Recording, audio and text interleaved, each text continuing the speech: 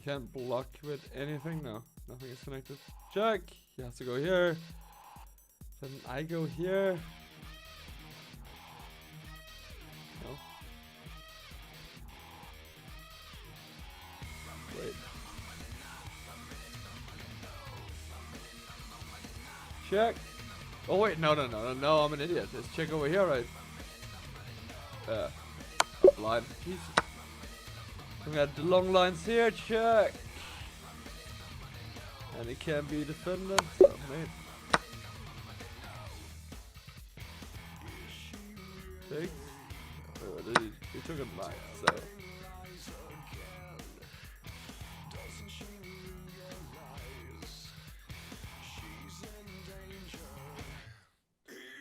Oh wait, I get this discover check and win the queen. Yeah, that's beautiful.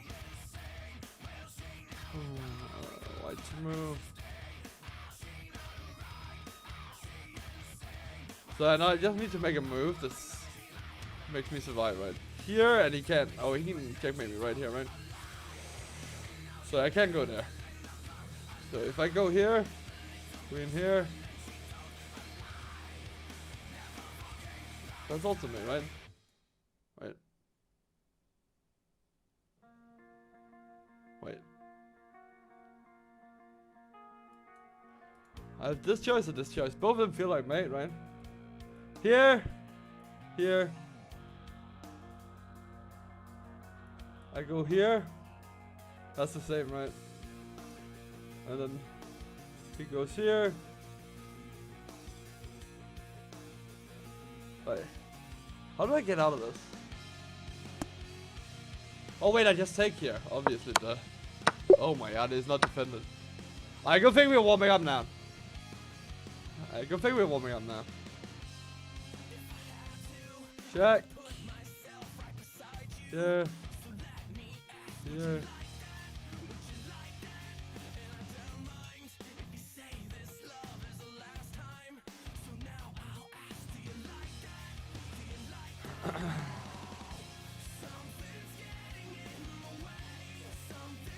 Oh wait, no, he has to go here. Duh.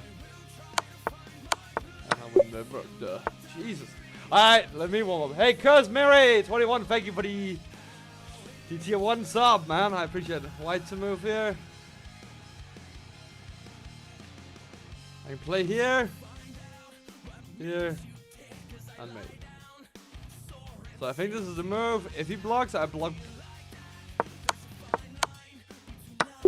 Alright, there we go. Black to move.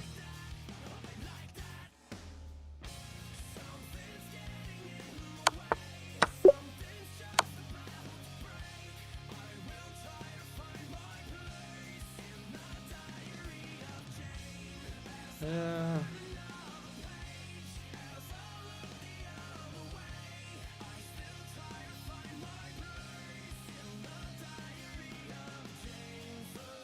Is it here or here? I would do with 9 normally. Takes, but I guess this is just as good. He has to go. No wait, oh my god. Holy moly, look at the easy moves first, please. Takes, here.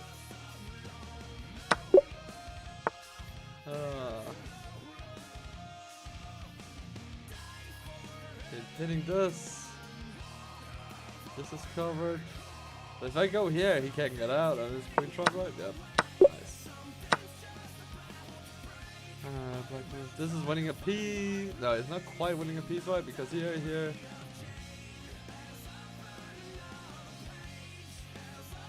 Maybe just repeat. I'm so far down. No? Was there a mate? Wait. Oh, wait. That was mate. Oh my god. I could just take the bishop and mate, right? So I'm not gonna play right now.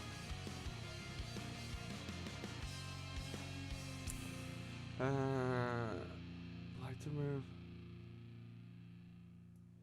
Here.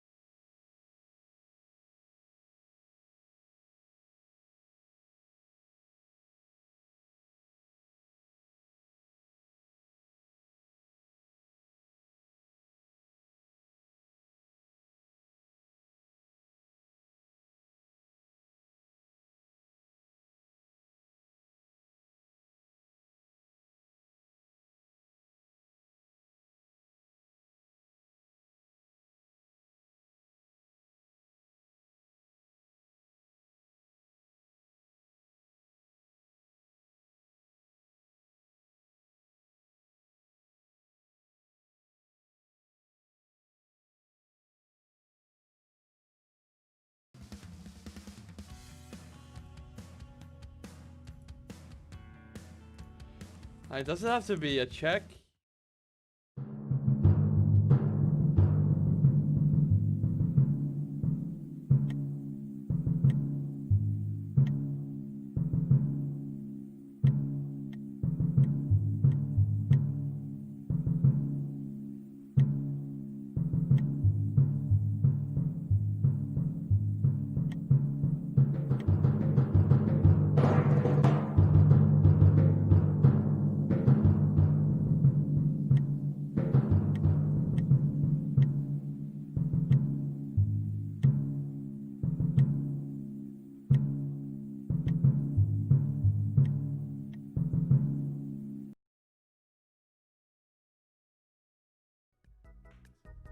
Trainer, Kakuna, Trainer again, and Venusaur! Wait, we're in the game? We're in the game?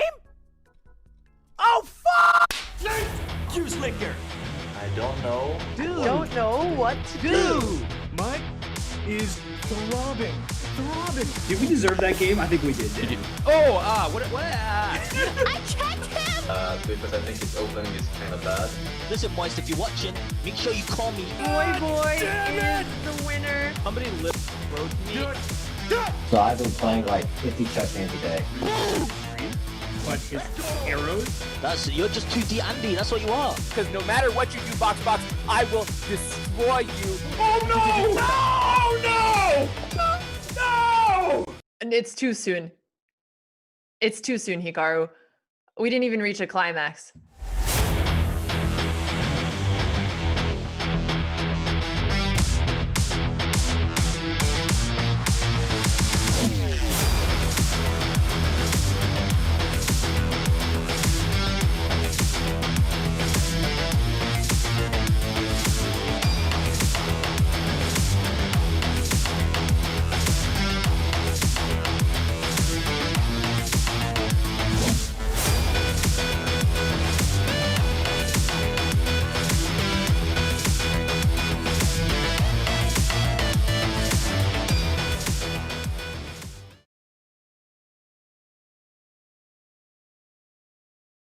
And we are live once again with PogChamps here on Chess.com. Super exciting day today. We get to see what the championship bracket and the consolation bracket has in store for us, with the matchups changing up a little bit. But before we dive into all that will be in store, we have to welcome the one and only Anna Rudolph, making her PogChamps commentary debut. And Thank you welcome so much, back. Danny, and hello to everybody. Hello, Hikaru. And welcome back, the man who's, I think you've done more than anyone as far as PogChamps come. How are you holding up there?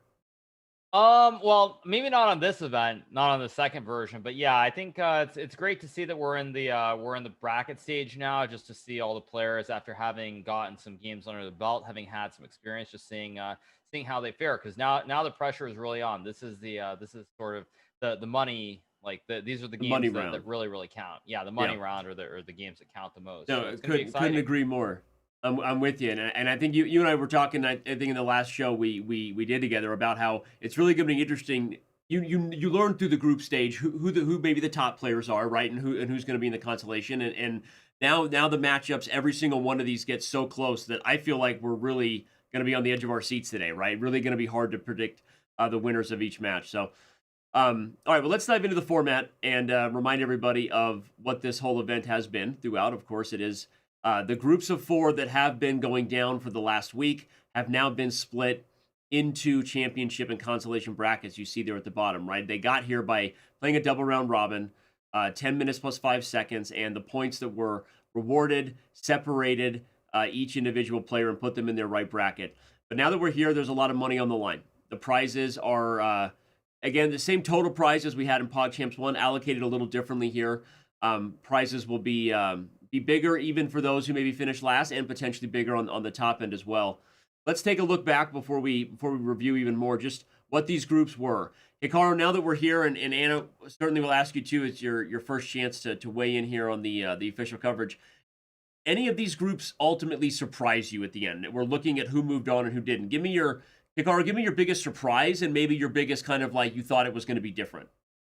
Well, I think maybe the only big surprise that I could see is Group C with TF Blade finishing first and Dog Dog finishing second. I think that was certainly unexpected going into the group stage. So that's probably the only real surprise to me in terms of the players who made it through. I would also say in Group A, I was a little bit surprised that Scissors didn't make it through, but that was a very competitive group. So those are really the only two major surprises that I would say. Anna, what are your thoughts? You've obviously been watching as a viewer, and we've seen you over there hosting some viewer parties on your channel. It's been awesome. But what has been your insight as far as these players? I know you've also had a chance to coach a lot of them. Indeed, 4 of my students are in the field, and I would agree with Hikaru that Scissors were so close to qualifying in Group A, but in the end he missed out, and Forsen is in. As well as in Group B, Easy with Aces, in that final match against David Pacman, both of them blunder-rigged their rooks, and in the end, Finten making the last mistake. So that was also a very competitive match, and either of them could have made it to the championship bracket, or in this case, the consolation bracket for Finten. Well, it's cool. The reason I asked you that is because a little bit of a surprise here. Hikaru hasn't seen this yet, and you haven't had a chance to look closely either.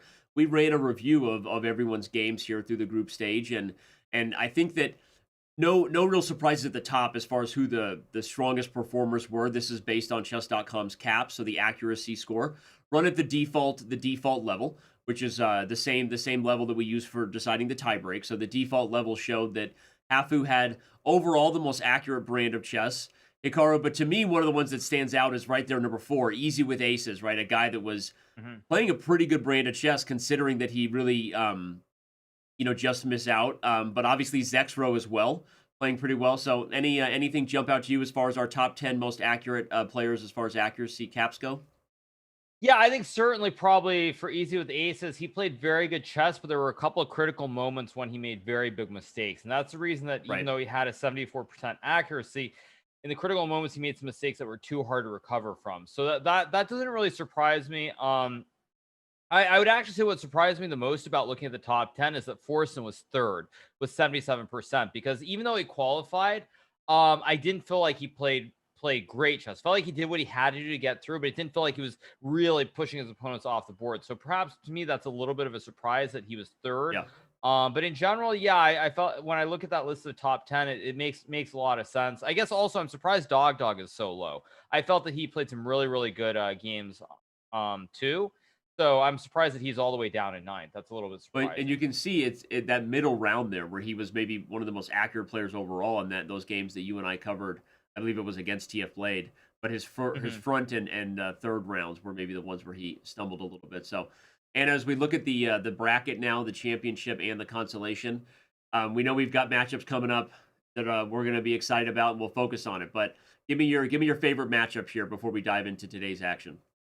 I think probably my favorite matchup has to be Scissors versus XQC. I think that's probably the matchup that, to me, feels like the closest that could go either way. So that's probably the match that I think is, for me, the most interesting. But I do think the other matches have potential to be very, very close, because Dog Dog, if he comes in with good preparation and surprises Wagamom in the opening phase of the game, he could also put a lot of pressure there. I think also David Pacman, if he avoids getting very low on the clock, could also pose a lot of problems for gripping. So I think potentially we have 3 matches that could all be very close. But the one that I'm looking forward to the most, of course, is Scissors against XQC. And what are your thoughts on your favorite matchup of the day? I agree that all 3 matches will be very competitive, but I'm going to highlight the first one, Wagamama TV versus Dog Dog, because there's an extra reward there on the line. Dog Dog said that he really would love to play against his fiancée, and that can only happen if he wins today and will win his next match as well. So as far as I'm concerned about the bracket, Dog Dog versus Hafu can only happen if both of them win all their matches and meet in the finals. It's hard though, because Waga was also a student of both mine and yours, right? And not that anybody really has any rooting interest, but I can't wait to see. I think I'd have to say Waga's probably a slight favorite there, just given what we've seen Nicholas do, right? He seems to be one of the stronger players, but we've seen when Dog Dog catches his opponent in the right spot, what he's capable of. I mean, the match that Hikaru and I covered with, I think, Ludwig that day versus TF Blade was insane, right? I mean, he just blew him off the board, and so that'll be interesting to see what kind of prep goes into here. We know that his coach is very aggressive. David has told us, Dog Dog, that his coach is pushing him all the time. I'm with you, Hikaru. I feel like the match at the end of the day today, Scissors XQC.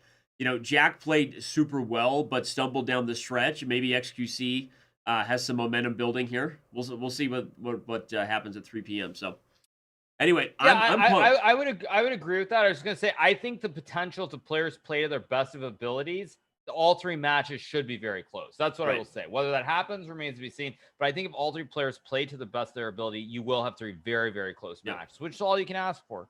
Yeah. And, you know, when we saw it, now we have Waga and Dog with us. I believe they're both streaming. So if you're just tuning in and still unfamiliar with what PogChamps is all about, you can also follow their channels directly and listen in there. All right, well, we have several hours ahead here of PogChamps battles, so don't go anywhere. It's going to be a blast. The games will be beginning in I think about T-minus 60 seconds, and we'll have liftoff. What do you think Nicholas needs to do to avoid any opening prep by Dog today, Hikaru? Just stick to what has worked so far, which is I think playing the London system with white, and I'm not sure what he's been playing with black, but just sticking to what has worked and not getting into positions that he's unfamiliar with at the very beginning. Anna, you worked with both these guys, right? You did lessons with both? I work with Wagamama, and I Okay. do consider him the favorite here. Actually, I would go as far as predicting a Hafu versus Wagamama final. So I'm calling it now. I'm calling it now. But I agree that Dog has been really good at opening preparation. So Nicholas has to be extremely careful in the opening. Right. Okay. I don't know that that's a super risky prediction. I think a lot of people might see it that way. And by the way, the games have begun.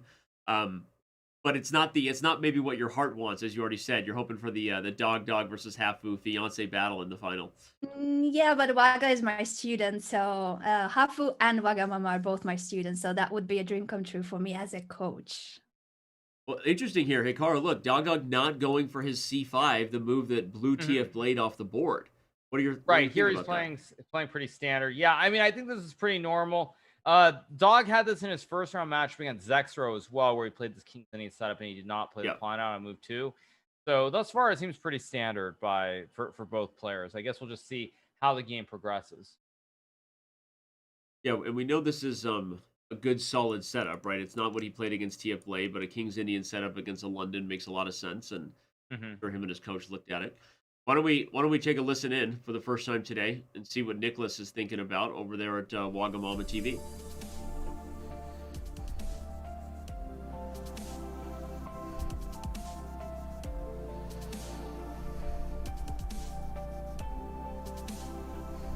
Taking it seriously, not a lot of talking. Very seriously, I do like his tunes. I don't know the playlist, but it's definitely something I'm gonna ask Nicholas. What is he listening to? Just develops bishop, a little bit bishop e3, and ready to castle kingside. Very dangerous though, putting the bishop on d3 so early. I knew you were going to highlight that, the idea that you actually trained Nate Hill about in PogChamps 1, and he used successfully against Erob, right, Hikaru? This idea of e5 and e4. Right. I'm hoping that Nicholas is ready for that, because that's a known trick in this setup that he should be preventing the fork with e5, e4 later on. But I did not prepare his opening, so if it happens, it's not my fault. I'm washing my hands in advance. No, I know that he will not blunder it. He's really smart and has been working so hard on his chess. Okay, but now Dog has played the move queen e8. Moment of truth. Moment of truth. Moment of truth. Head nod of doubt. I'm gonna turn on the eye tracker as well in case I can see where's Nicholas looking. He does use an eye tracker on his streams. Yeah, I don't see his eye tracker. Uh-oh. Doesn't look like he sees it. Uh-oh. Uh-oh, he doesn't look like he sees it coming. Oh, he played it. Oh no, he... Oh no. Dog immediately responds with e5. Uh-oh. Oh no. Where is his eye tracker, by the way, Anna? That's a good point. See, it's on. I managed to turn it on now, so I think you might need to click on the Toby ghost and then make it visible. So he was looking at the c4 square earlier when he pushed c4. He didn't consider the e5 square. The ghost wasn't there. Now he's looking in that direction, but it's too late. It's too late. Wow. Ah, shit. He can go in. Hikaru, you called it. You called it. Yeah, I had a feeling. My this bad, might my happen, bad. Because I don't feel like Wagamama has spent a lot of time studying the opening strategies, and if he hasn't looked super closely at the games that Dog has played, then I had a feeling this might happen. That being said, he is the better player, so it's only one piece that he's going to be down. But you can tell from Dog that he's very happy because I think he's seen this trick or he studied it. So he's feeling very good. But again, the game is just beginning. Wagamama is significantly higher rated, so I wouldn't say the game is over when he gives up either a knight or a bishop for the one pawn. And I was highlighting the board, forgetting the fans couldn't see it, but to remind everybody, Hikaru worked with Nate Hill in the game I was referring to. That went with rook e8, but almost the exact same idea and game, with the rook supporting the same idea of e5 and e4. So this is if you are out there playing or learning the London, this is a trap, that you should take note of once and never forget. Whether it's the rook or the queen, this move e5 and e4 is deadly. And I agree with you, Hikaru, not over yet, but a good trap that nobody should forget. Agree, totally. But again, it's hard because against most setups, normally you do put the bishop on d3. It's only in this King's Indian one that you don't do that. I'm really surprised that Nicholas has fallen for it, for the fact that he is one of the players who has done many puzzles, if not most of the puzzles among the participants. So one of his preparation included lots of puzzle grind. And for that reason, he should be good at noticing forks, but maybe because it was such an early stage of the opening, he was still careless. You don't expect something bad to happen at such an early stage. Well, and it's like Hikaru said, when a move that is normally good, it's very hard for players of this level to kind of not be in robot mode, right? This is a move that is you almost play on autopilot in most Londons, right? And so not being aware of that trap, but I think Nicholas is good enough that if he recovers from this, he'll never forget it again, but he's definitely on his heels now. Yeah. All right. We I guess we'll take a look in and see what Dog is thinking about, talking about over on his stream. H3 to deny this because he's pretty trapped here. It's like only is it H4 where you can go. So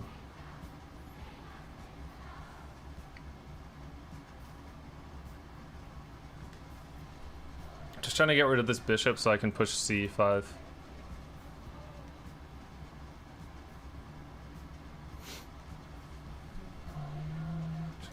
Interesting that he wants to get rid of the bishop or chase it away from g3 so that then he can push c5.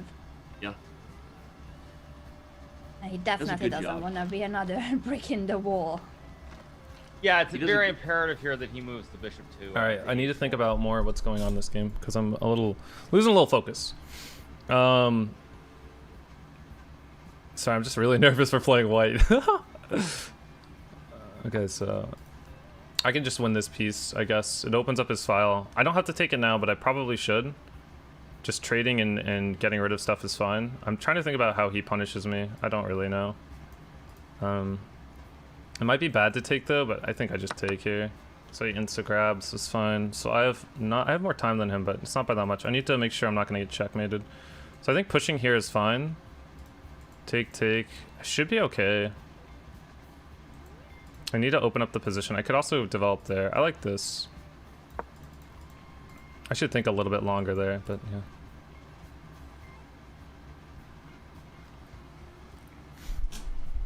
Just trying to simplify the board.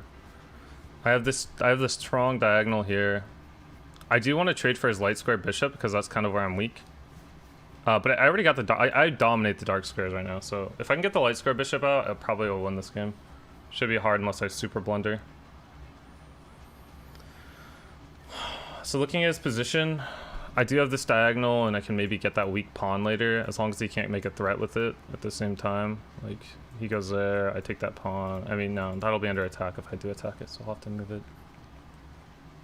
To make sure I stave off all the pressure. So what if he pushes here? Okay. Do I have any tactics or anything? No, not really. I could just solidify my position. I'm not too scared of this right now. I could also jump here. No, I can't. He's pinning my knight. So if I take... If I take, he takes... He has center. He's controlled the middle pretty well if I do that. If I just keep my structure... I want to be able to trade the knight, this, but I think like, if he jumps in here, I can take. It's all fine. I'm just gonna push this up, I think. Ooh. Okay. So I can keep my structure. Yeah, okay, that's actually a very bad move, because now what can happen is white can take the pawn on c5, and if you take back with the pawn on d6, white can go rook a d1 and win this knight on d7 because it's pinned. Yeah. So he was only looking at knight to e5, and he thought he has that under control, which is true, but he missed rook d1, as Hikaru is highlighting that will win the piece on d7. Yeah, so okay, so now this is going to get very interesting if d takes c5 is played by Wagamama. Again, I think Wagamama has done a lot of puzzles, so I do expect him to find the move. It seems like a very natural move. That or rook d1, both moves make a lot of sense. And so I think it's very complicated in terms of what's going to happen here. I don't think it's clear cut at all. I'm gonna take a look at his eye tracker. Sorry, I was cutting you there, Hikaru. I'm looking at the eye tracker, and he is observing the d7 knight, the c5 pawn, so he must be calculating a line that would involve that pin. Hopefully that's the line he's looking at. He's also way down on time, though. This is the other big problem here, is that he's used too much time. He plays bishop c6. For those who don't know, you can go to twitch.tv/WagamamaTV, and he does use an eye tracker, which is one of the cool technologies to show people are looking at. It's something we used at last year's Pro Chess League finals, and maybe we'll use again. But it's been fun watching him play with it on. All right, bishop c6 is played. I expect we're going to see rook b8, and then the question is, will he find Hikaru's idea? This move, when he took with the f pawn, was, I think, partly played aggressively because he just wants more attacking ideas, given that he's down, but was also very, very risky for the future of white's position. So I think if you could have had that move back, it might be better for Waga. But so now it's the moment of truth. Will he take on c5 or not? He does not take. He plays rook e1. And yeah, now I think if Dog plays bishop b7, he's completely fine. I think he's going to go on to a pretty smooth win if he plays bishop b7. Yeah, and you could see when we were listening in to Dog, his thought process is on trading pieces, so he's very aware that, and there you go, he plays bishop b7, so... Very good move. Okay, Hafu is... if you listen closely, you can hear the sound of Hafu cheering on her fiancé somewhere in the world. You listen very closely. Of course she is, and it would be amazing for them if they get to play against each other in the finals. Nicholas keeps the bishop on the board. That's good thinking, at least not to trade the light square bishop, but maintain the pin. Correct, yes. Yeah, very, very, very good decision here. The one thing, though, is most of Dog's problems have occurred when he's gotten low on time. So most of his issues have been when he doesn't have enough time to come up with the correct sequence of moves. And in this situation, with a very few games in this event, I think he's actually ahead by 2 minutes on the clock. So he is in very, very good shape right now. It's true that time management has been an issue for him, but not today. So probably he was also practicing to speed up, since the format is different. In case the match is a tie after the first 2 games, we'll see a sudden death, a blitz match with 3 minutes, no increment. Right. Yeah, in the group stage, for those of you who've been following, obviously we had Armageddon, but in the bracket portion, it is a 3-0 blitz battle until somebody wins, pretty much. So the higher seed the better cap score will get white first, but then it is 3-0 until someone wins. So right, yeah. Why don't we take a look at it, Nicholas? Now we've actually got his eye tracker added. Shout out to the team here, producer working hard. That's awesome. We've added it, so let's see what he's thinking about.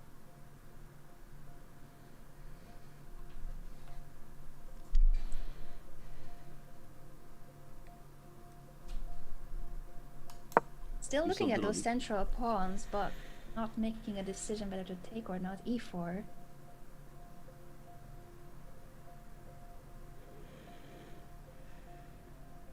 mean, okay, it's still a game, right? He played e4. I mean, obviously Dog should be better, but could be a very critical next few moves.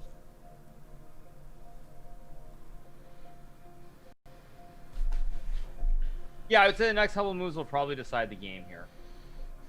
Kind of funny because when we watch him now, even though Nicholas isn't doing a lot of talking, I can tell he's more nervous than he was in the group stage. And I saw you just smile off camera. I can tell you agree with me. He's more nervous, and we both work with him. I can tell that.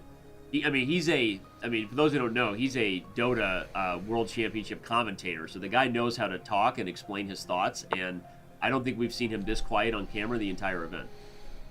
Never seen him this quiet. Not during his matches, not during the coaching sessions. It could be the toughest puzzle, but he would still explain his thought process. So definitely the pressure is getting to him, and he's a piece down. So there's a lot to be worried about, but lots of pieces still on the board. So fighting chances for Wagamama, but David Dog keeping his time advantage and material advantage.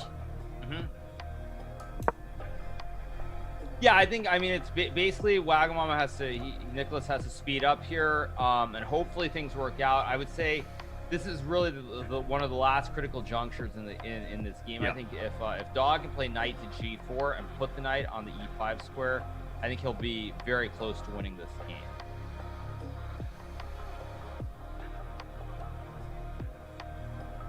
And we see Nicholas looking at the f7 square, f6 knight, potentially a setup.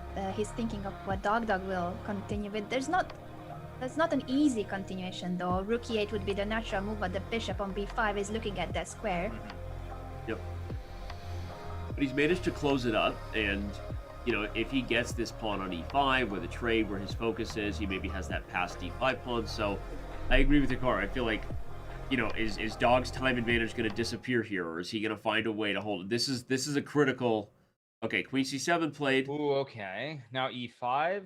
Yep. Yeah, like this is one of the last critical moments. I would say, like, this is where Nicholas needs to speed up and make some quick moves and try to put a lot of pressure on David. Because if he doesn't do that, then I think he's going to just lose this game without even really much of a chance or much of a fight. So e5 with the idea, if you push e5, d6. that will open up the position for the d5 pawn of white. That's why Hikaru is highlighting this is a critical moment. If not e5, what do you think he's considering? Oh, he answered our question. Knight to g5. Not a move that I particularly like here. Like I don't understand. Maybe his idea is to go queen f4 and queen h4, but it's a move that I think makes it very, very doesn't feel like there's a straightforward plan now after h6. This is the problem. h6 kind of will he come back now? Yeah, now he's got to go back. Yeah, or e5 again, I guess. But I think he'll retreat with the knight, and he's got to make the moves quickly here because he is down 2 minutes on the clock. Knight back to f3. Admitting that this knight g5 idea did not work out. h6 somewhat weakens the king side of black, so he could still think that he achieved something. One of the awkward things for Dog's position is that this bishop on b5 holds e8, so he can't just do the natural thing and bring a rook to e8. a6 doesn't even really fix that problem. So I think that, okay, he plays a6 naturally. I think Wagam will back up, and then the question is, Does Dog figure out a way to bring more pieces to the e-file? Does he figure out an idea like moving the bishop so he could play b5 or something? Yes, bishop c8 would be a very difficult move to spot, but might be one of the good candidate moves to push b5 or simply place the bishop on d7, trade it. The one problem I realize is that because the pawn is on h6, there is really only one idea for white. So I think e5 is... But he was waiting for... Okay, all right. I think that's what he was waiting eye tracker. for. I need to see the eye tracker of Nicholas. He found it. You can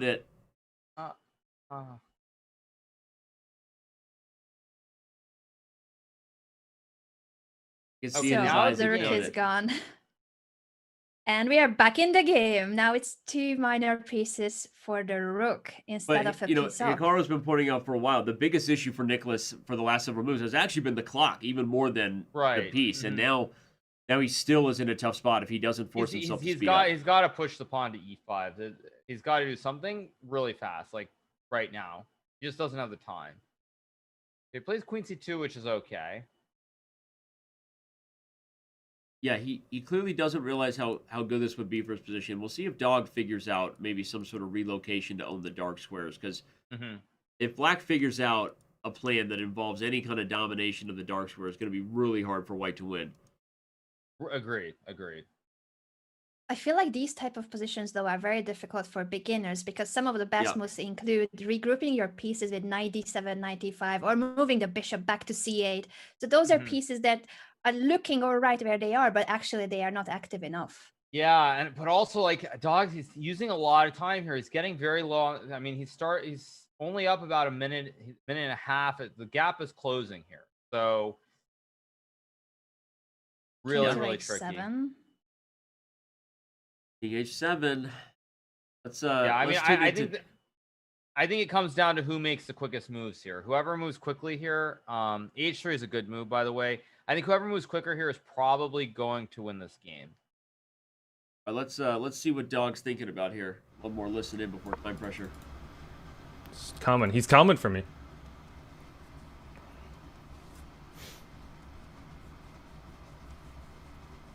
Now I can push this stuff. Make a break there. Bring my queen over.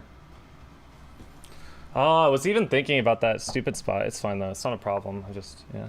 Anyways, so he's probably gonna push again soon. What did that square weaken? I don't know. It's fine though. I want this diagonal to be open soon, but I can't move this anywhere great. What if he pushes again? I take. Yeah, it should be fine. I could just push this actually, so he can't ever take. Oh, that seems sketchy. All right, let's calculate pushing. If I push, Hikaru, I wish you were on camera with that Okay, reaction. If he pushes, I take. He takes. I'm screwed. Man, he keeps grabbing the G pawn. Is he gonna do it? I make my light squares too weak if I push this, right? Oh my god, I need to think. Hold on, I don't have much time. I need to think. Oh man. I have a light square bishop here, but it doesn't do anything right now. I'm being so passive. Maybe I should just flown in and started wreaking havoc here. Anyways, he's coming for me, guys. He's coming for me. He doesn't have a light or a dark square bishop. Anyways, if he pushes, I take there. Then he jumps there. That's so irritating. Let's just push this pawn. God, that's so terrifying. What does that weaken? That weakens a lot. He can push me and win my piece right here. I have to run this king away now.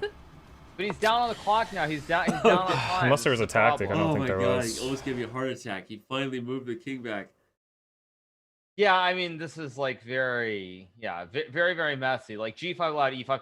I think Wagamama is in very good shape now with the clock, the situation. The fact that Black does not have activity with the bishop and the knight. That's the problem. Is that White's moves, I think, come much more easily here for attacking than Black's possibilities because the bishop on the light squares is behind this pawn wall on c4, d5, and e4. So it's not in the game. It's hard kind of to remaneuver and put it on a better square. So, yeah, this is getting very. I mean, I think Nicholas is in great shape to win this game. I really do. Yeah. Based on it's one of those games where we say more experienced players are better with the two pieces for the rook, or right. Or the it works, but it's like it's right on the edge, the edge. Yeah, I mean, I think both players here, whoever controls their nerves and makes the moves. I feel like every move though, the balance shifts back and forth. Most certainly, and they're down to their final minutes, so this is gonna be a nerve-wracking couple of next moves. With both knights are hanging at the moment, the f6 knight and the g5 knight under attack. Will Nicholas take on f6? Will he move the knight away, protect his knight? Knight f3 is a great move, by the way. I like knight f3. Also, just the momentum of the game, it just shows that he's sitting tight because David hasn't figured out his problems. You know, the bishop on b7 particularly, and he almost blundered a moment ago. For those I mean, who I didn't think have white it- is much better here, though. This pawn push to e5, when it occurs, it just all of white's pieces become very, very active. But I think Dog, he's got to move here. And I like b5. The problem is it's a little bit too slow here. Like if I'm Wagamama, I either play e5 or just b3. Yeah, exactly. Just very nice positional move to keep this diagonal closed completely. Okay, now e5 should be very strong for white. If he Will wants. he play almost it? winning. Will he? Will he go It for it? takes And I think, everybody- Danny, you were trying to show earlier that g5 move, but the game is speeding up so much that we will not Yeah. have the time. Maybe after the game. Right. I had to reference that Hikaru was on the edge of his seat off camera and just show everybody. If Black had played g5, that move David was about to play, e5 was winning on the spot. So that had us all on the edge of our seat. But it may not matter. It looks like Waga is still going to be in There's good Bishop shape here. g7 though. Bishop g7. Okay. Very unclear here. So okay. So Queen he c2. doesn't see this pawn push, which is very interesting. Yeah, this is the main thing. If I he mean, finds he's got to e5, push the pawn. He's got to push the pawn and go forward here. Yeah, He this is probably doesn't- He's okay. doubling rooks. It's okay because he's going to still find the way to push the pawn, I think. He also may just want to, yeah, I guess he will double rooks on the But- e5, then but he has yeah. to find e5 or e5 right now. Is he thinking of e5? He's looking at the square arm. I'm just checking his eye tracker. He's looking at the center. Eyes say it all, literally. But he's, for some reason, just not realizing that he's had the opportunity to play it for quite some time. Now maybe he won't get a chance. Now he's got to go with it. He's just got to push the pawn.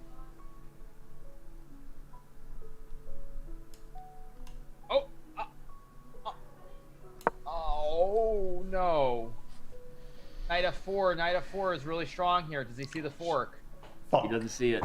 Oh, he saw it right I after he missed something. moved. You see that? Ah, shit, will he see it? Yeah, That's the only question that remains. and he says it, so he Yeah, he just saw it. stepped Fuck. into it.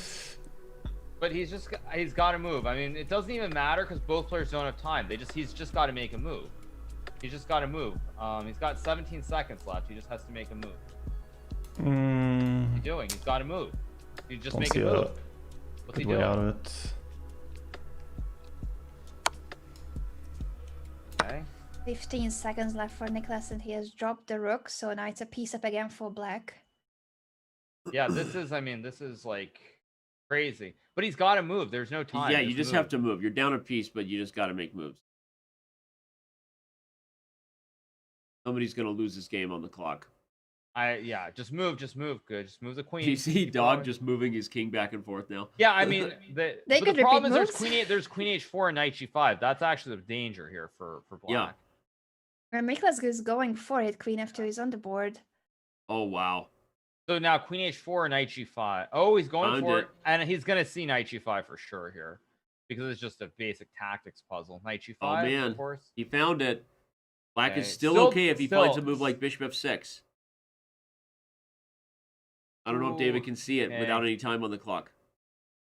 10 seconds left. He has to move the bishop to protect the Oh, h7 man. square. 5. Oh, he's gotta go. You gotta I don't want to give him a go. discovery. Oh, Your feet.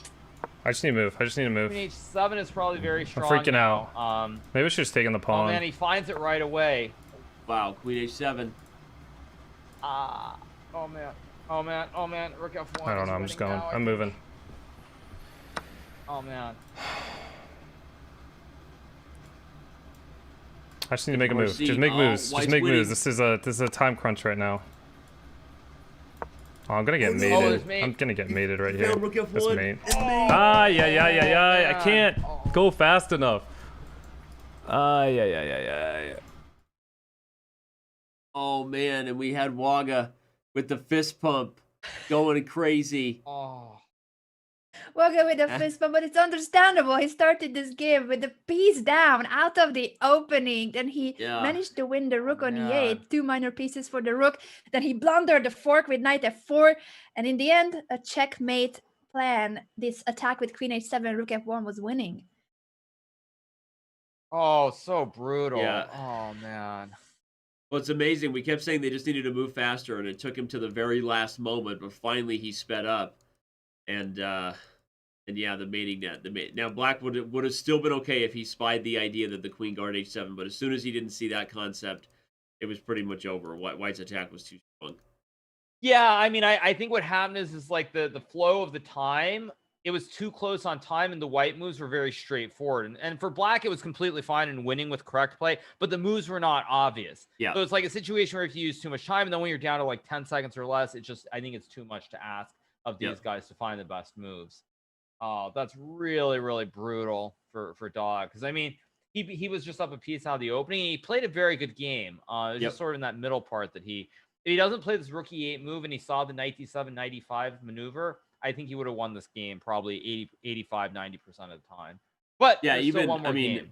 But you were talking about it all the way back here. I just chose a random moment kind of in the middle where, like you said, black is better here, but black's position is harder to play for players of this level to coordinate. But like, if black had found the idea of moving the knight and controlling the dark squares, would have been But better. there was one moment, Danny, when Dog did mention this with the queen on d7 and the pawn on g4. He mentioned that he would like to put the knight on a better square.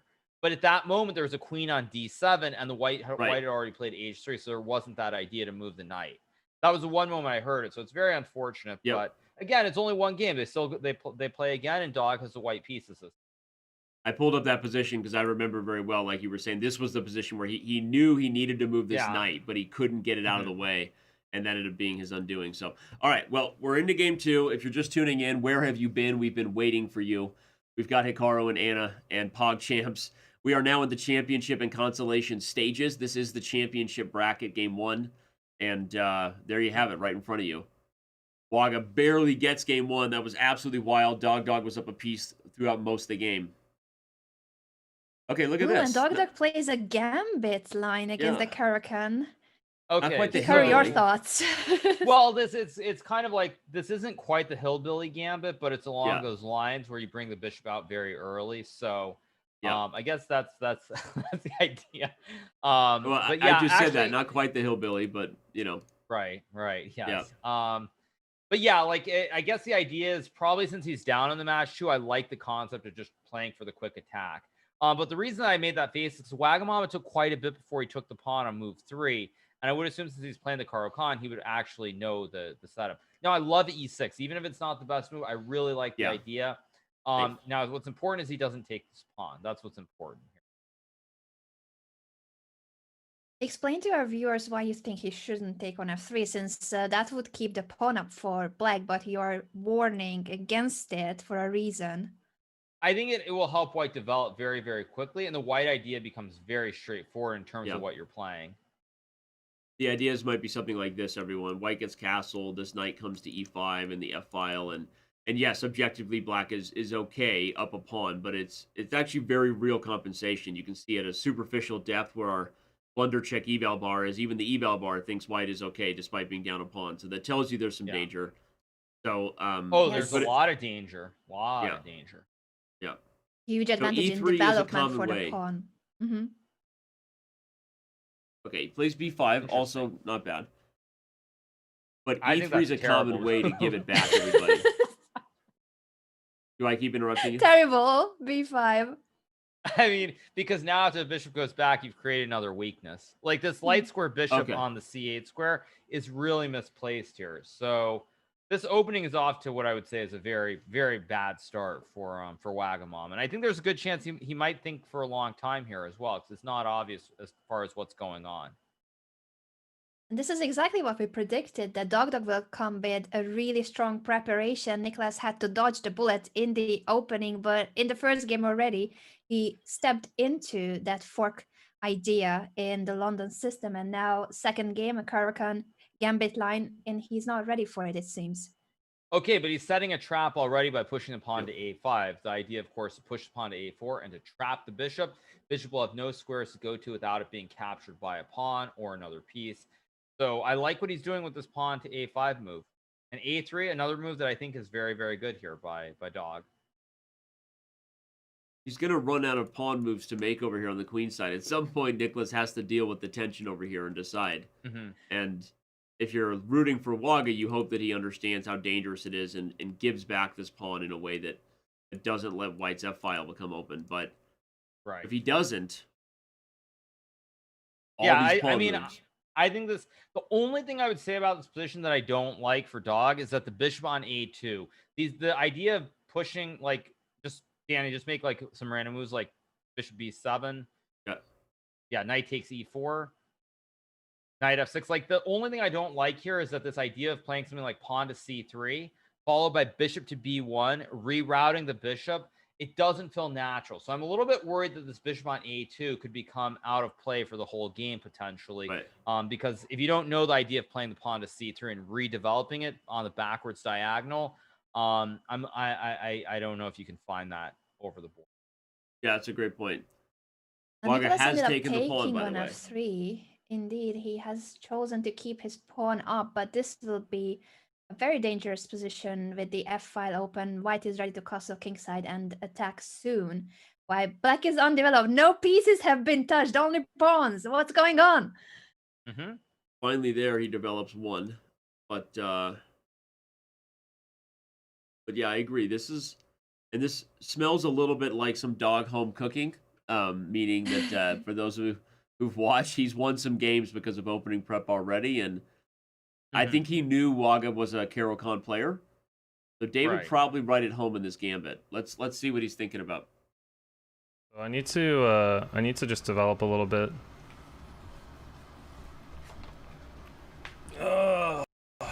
This is such a weird game already, man. Okay. He's not developed though. That's my ace in the hole right now. I got my pieces staring at him.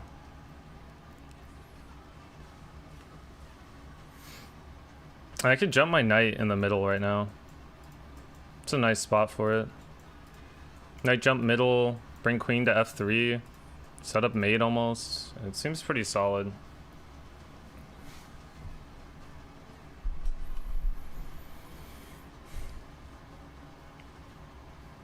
Yes.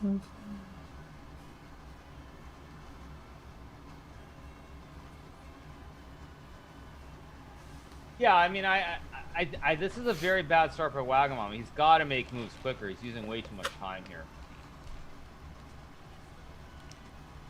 Only 5.5 minutes. Kind of what happened in the first game as well. That normally it's Dog who was the slower player, but Nicholas is not comfortable in these openings. He clearly was caught out of preparation again. Yeah, I think it goes e5 instead of g5 now.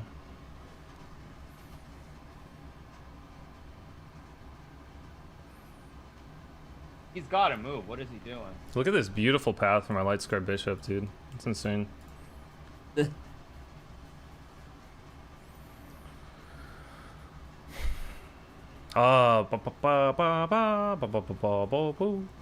does he do now? I wonder. Maybe he develops his knight to like f6 or something? It's probably the play.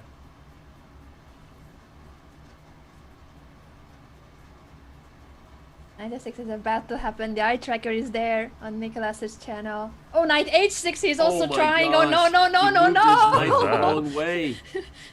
Don't I just trade? Aren't I just totally okay with this?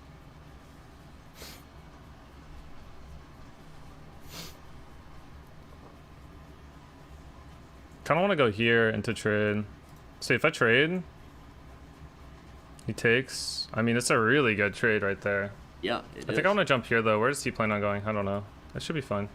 I don't think I'll lose a piece. No. Oh, is he gonna play knight first or trade first? If I Trading take, first is much better. he takes. I think this is fine. Where does he want to jump? He wants to jump here. So fine.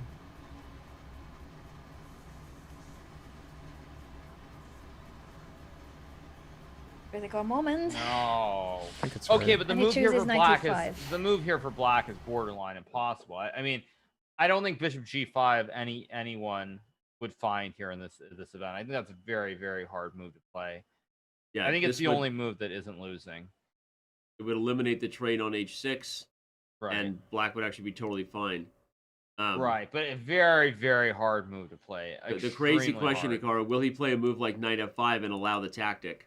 I expect him to play knight f5, and this is the idea, everybody. Well, here you could take probably with just anything take with on the f7 knight would and you be win. good, but Just take with the knight. and white's winning. So I wonder what Nicholas is thinking with this move, knight h6. Obviously, he was afraid of something like knight g5 or something unnecessary. I think he kind of saw some ghosts here. This is a very bad move. And Right, but he's moving way too slowly. Like more so than the actual position, he's moving so slowly. It's just he's putting himself in a spot where he can't come back, or he doesn't have a chance in the game because of how far behind he is.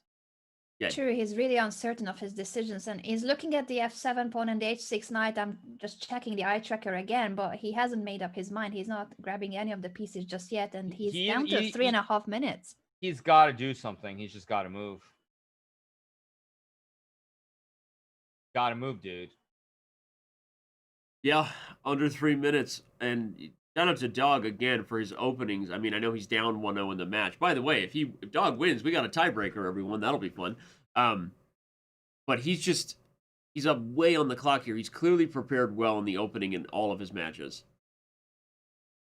Very good preparation by Dog indeed. And this is again such a difficult situation for Niklas in the position and on the clock. Okay, he finds this move, which is actually losing, but I think it's a reasonable move. And especially if he finds, I think after taking here, if he takes here first, intermezzo on e5, he can maybe get everything traded and head to an endgame. Yes.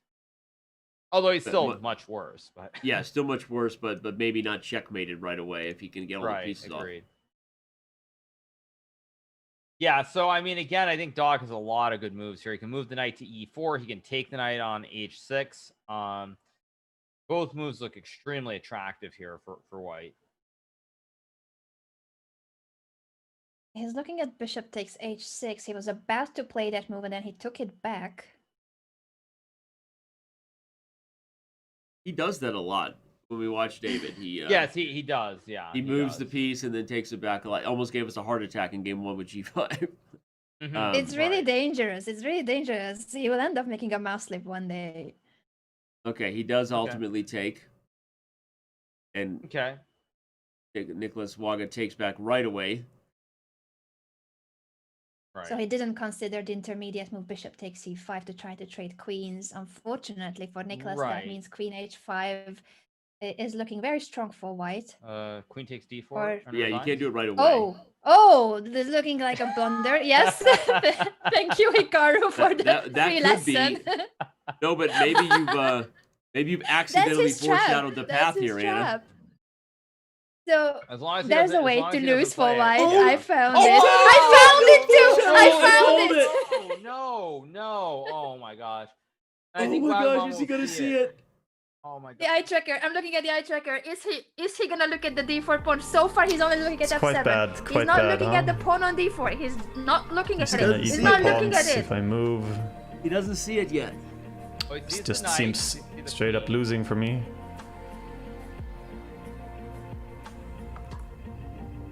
Oh, 2.5 minutes left, and he sees the checkmate threat, but not the d4 pawn just yet.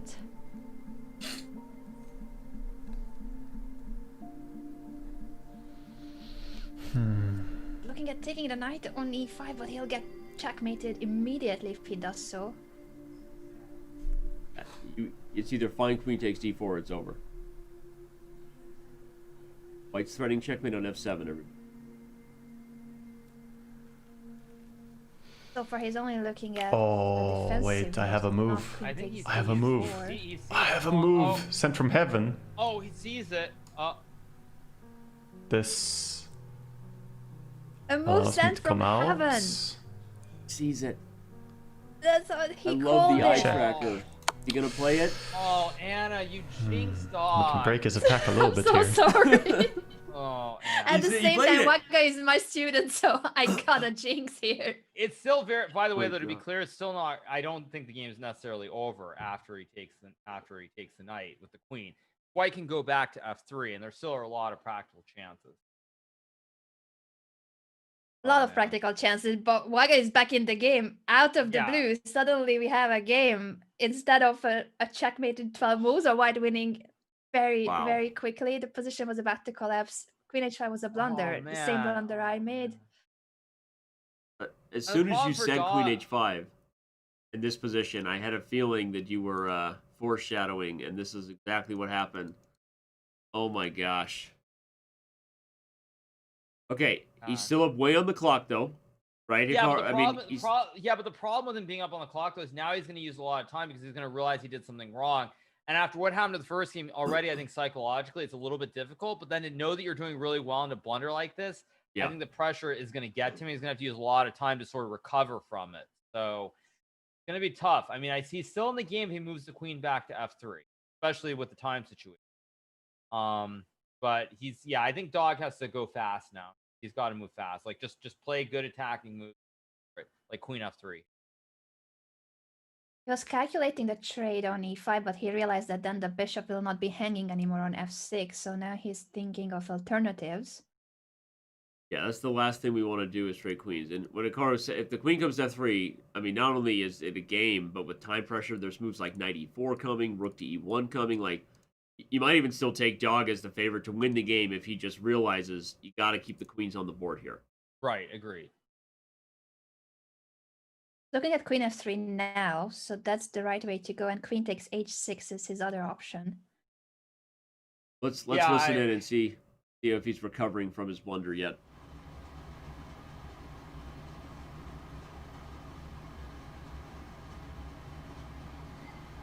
Not saying much.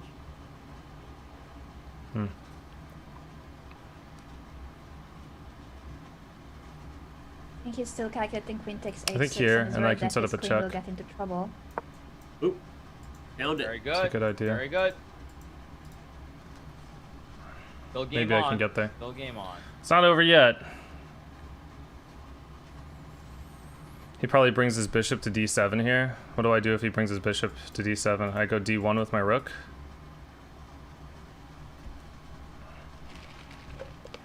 Gonna be tough. Yeah, gonna be very tough for Wagon. I mean, I'm not really attacking d6 because he has a knight there, right? Tough. He plays knight So he d7, brings his but knight the out. problem with this is there's knight So e4, now I there's can also actually queen attack takes that. pawn. It's not check though, but I do attack that area or that square. What does he do if I And David's attack it? looking at it. He Maybe I will should just bring be my rook in capturing though. that pawn, as he said, he's affecting the area Bring with the that files move, open. and the rook will be hanging. It's a free pawn. I can take it. It pressures that. It doesn't have enough oomph to it.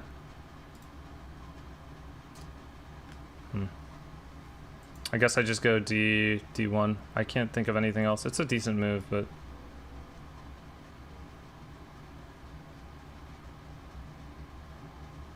yeah, I mean, I need to make moves. I need time for later. Interesting choice that he was looking at queen takes c6. I gotta make and sure then I he don't get mated changed as his well. mind. On h2. No, but I like this move too. Now, Waga has to castle here. If it's not castle the king, he's gonna lose the game. Yep. The only at the move same that I time- think is okay. Yeah, at the same time, it's so scary to castle kingside with the pawn structure already being destroyed in front of his king. So I don't know if he'll do it. It's a very scary looking kingside. Wow. Okay, 6. Okay, is, Okay, and now Six. it's time to go for the kill. But the problem for white here is that again, this bishop on a2, it's a very good piece, but you don't realize that it's very easy to just forget that it needs to be involved because you're already down one bishop here. Right. Okay, if he finds a move like knight e4, if he brings the pressure in, I mean, you're immediately threatening to win your piece back on f6, and if the bishop moves, queen takes f7. So could be one move away here from turning it back around. Waga's under a minute. Under a minute, and this rook a6 does protect the pawn on c6, but the rook is very awkwardly placed there and doesn't help the rest of the pieces. Oh man, this is Oh man, nerve-wracking. Dog is still say- about to move the knight. I would still say big advantage to Dog if he plays knight e4, and he does. I agree, and he found it. He played knight e4. Interesting how both games started with a piece up or piece down for each player, vice versa. And then it can turn. It can totally turn. Well, only 30 seconds. I mean, Yeah, he's got to move. He's got to move. and it's not an easy move here. I mean, oop, he plays c5, which here comes the piece. It's a bad move, but everything could come off the board here. So if queens Mhm. come off the board here, then you can play pretty fast. Yeah. Okay, Yeah. so see, now you take back, of course. Gonna trade everything. Right. Right, and the thing here is, will Dog see that he can reactivate the bishop along this backwards diagonal with bishop b1 and c? This is the Right. million-dollar question. Gonna be very tough to find for a dog. And as you said, if he doesn't, then the a2 bishop will be doomed forever. Right. Yeah, this c5 move, maybe he has an idea with c4. If that's what Waga's thinking and Dog doesn't ever fix the bishop, then yeah, Black is going to be just fine. Right. Ooh. So Baga is giving back the piece. Dog doesn't take it. On the one hand, I Uh-oh. understand. I mean, look at the clock. Trying to keep the tactics alive. But now he's got to... Okay, but b5's hanging, too. Yeah, true. So he could have taken on f6, trade the queen, and then take the knight to win the piece back. Black would have been 2 pawns up. Instead, he doesn't take it, and now he's protecting the g2 pawn with rook f2. It wasn't That's a hanging bad just sign. yet. Yeah, I mean... Okay, but again, queen takes pawn. Yeah, queen takes pawn now is actually almost just winning. Free screen for Hikaru, but will we see it? Queen Will takes we pawn. see it? I don't think either player Has to be realizes the taken. b5 pawn's hanging.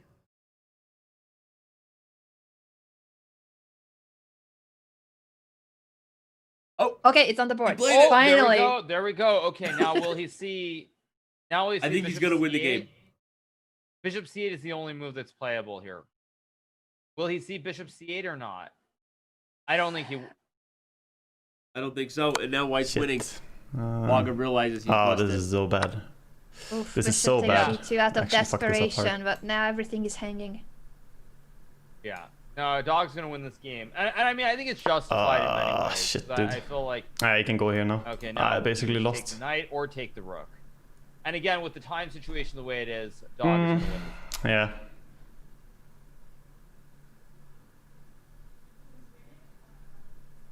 Yeah, you should just take on d7. That's Dog awful is for me. looking at You queen didn't takes do it though. a6, and he does play it. Uh-oh. Wait a second. What? Rook g8, still chances. I mean, Dog hasn't It's won bad. yet. It's a bad move, but it's tricky. True. Oh, you can take the that's rook. what I was Oh, worried no, about. No, you can take the rook and check. If Rook takes, he has a draw. Oh, no. Oh my gosh, Oh, no. if this game somehow would end in a draw. No, he doesn't go Nicholas for moves it. the king. Oh no, he had perpetual That's check. why that's why he needed more time. With more time, he would have realized he's down a rook and he would have checked. Yeah.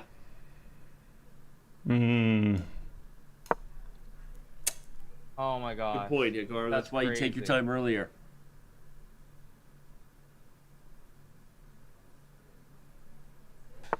And after queen e2, no more perpetual check opportunities. But the bishop is still stuck on Yep. e2. Okay, but he plays c3. True. Finally finds c3. Although he has bishop c4 at some point to act. But I mean, I don't know. I think it's over, but we'll see.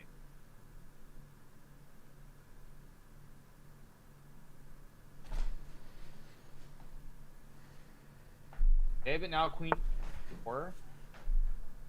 Into g3 instead. Wait, Oh. queen e1. What? Is he gonna- What? What? Oh shit. Yeah. Okay. Ouch! All right. My bad. My bad. Oh. Okay, the Botas Gambit has Someone been is- summoned. Someone in Chess TV chat said PogChamps gives me anxiety. It's true. It's not like watching Hikaru and Magnus where we kind of know the moves and we rarely see that eval bar go nuts. PogChamps gives me anxiety. So we're together on that. We're well, together on that, and it's so exciting. I'm shocked. I'm shocked by this. Yeah.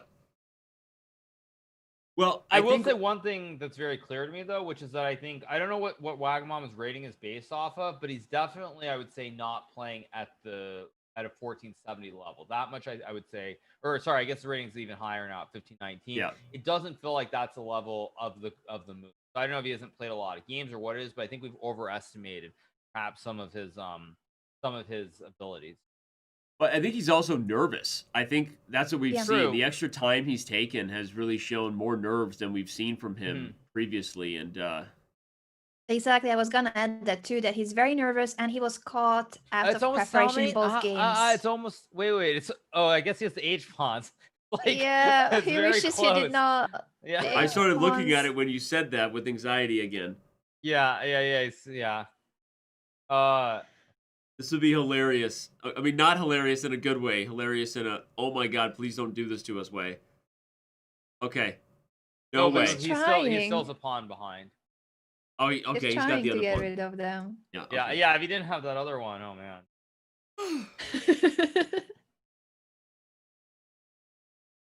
So the Black King has no moves. If only Nicholas could make the H7 pawn disappear. Yeah. He's trying. All dog has to do is give a check. A single check is checkmate. Almost any check on the Yeah. board. Yeah, There any we move. go. Yeah, okay, any move. Okay. Well, everybody, what that means, the drama is real, and it also means we have a tiebreak. So our first matchup in the championship bracket gives us everything we could have asked for. Don't go anywhere. We're going to take a very short break. When we return, it's Dog Wagamama in a 3-0 blitz battle to decide who wins the match. We'll be right back. Yeah. Honestly, when you asked if you should take his knight, is it good to double pawn on his king side? Okay. Is it good? I thought I had it. You said it was good, and then Yeah. you're like, I don't want to do it. Why don't you want to do it? Okay, Mei, all right. You even said it was good. I knew it was good. Then just do it. Just do it. Honestly, you are second guessing yourself. You know what you're doing. You've Yeah. played this game. You've I practiced. haven't played this one You though. even said you're saying all the right things, and then you talk yourself out of it. I don't know how you talk yourself out of it, but just don't think so much. It's Yeah. blitz. You have to move. Yeah. All right, play what you're comfortable with. I know. This time I'm gonna play what I'm comfortable with. Check your king's safety when you do this kind of crap. Your king is wide open.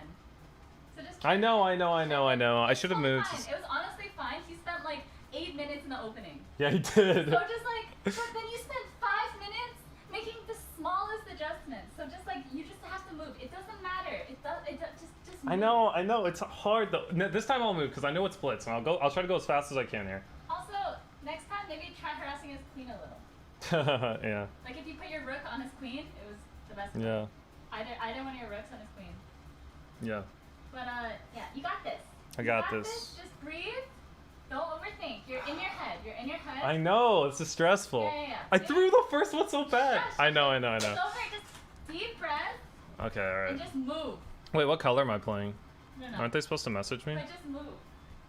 Did you guys like those games? I feel like we should be listening to this. Yeah. Please move. Okay. Especially if you're up on time. When he's low on time, it doesn't mean sit there because you give him time to regroup. You need to pressure him. Oh, would like to chat? Wait. Where's the chat? Connect. Wait, are they talking to me? Chat?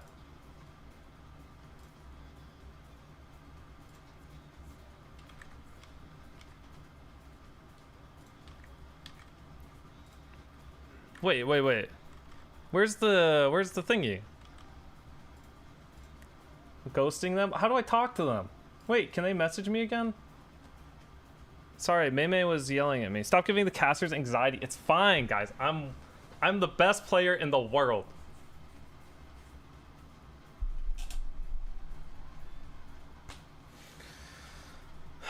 Accept at bottom right? Oh, accept. I got it. Where do I go? Connect? Chat? Wait. I don't want challenge. Wait.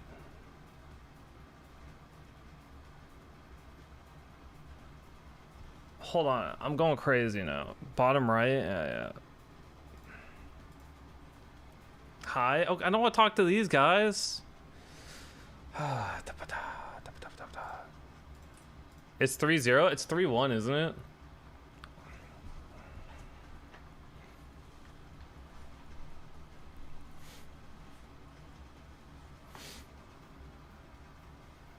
Oh, I gotta go so fast. It's 3-0. What?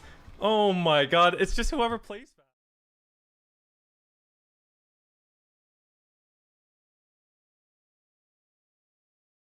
That's right. As you just heard Dog say, it's 3-0, which at this level might mean whoever moves faster. It's going to be fun. Armageddon was, in many ways, the same thing. A little more time, but it was also sudden death. So if you remember, it's not the first time they've been in this format before. But Hikaru, now that we've seen both players, the game started. Your thoughts on who's the favorite here? I don't. It's whoever moves quicker. Whoever moves quicker. That's it. Right. Whoever moves quicker. Wise words. Wise words indeed, That's but all it's it the comes down case. to. Okay. Well, Waga doesn't want to blunder a piece. If you're just tuning in, everybody, in the first game, Dog was up a piece out of the opening, very similar to this, even though Waga came back and won. Uh-oh. Same trap, potentially. It's doing the same, but hopefully he will move the bishop. Actually, Dog changes the move order Yep. c5.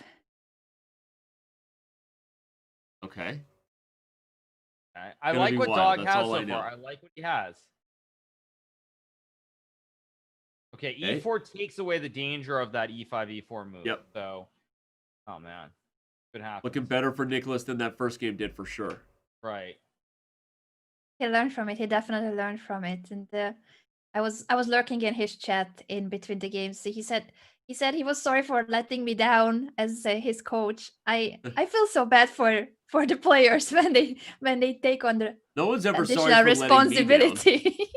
Uh-oh. Okay, but this is gonna get interesting very quickly. Uh-oh. Okay, let's see. Oh, Still all very right. unclear. So Didn't see it.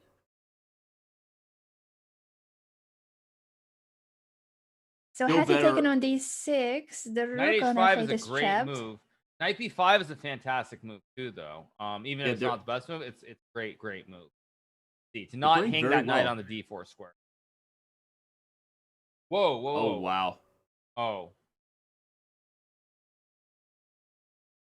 Trying to play for the fork in between taking the knight.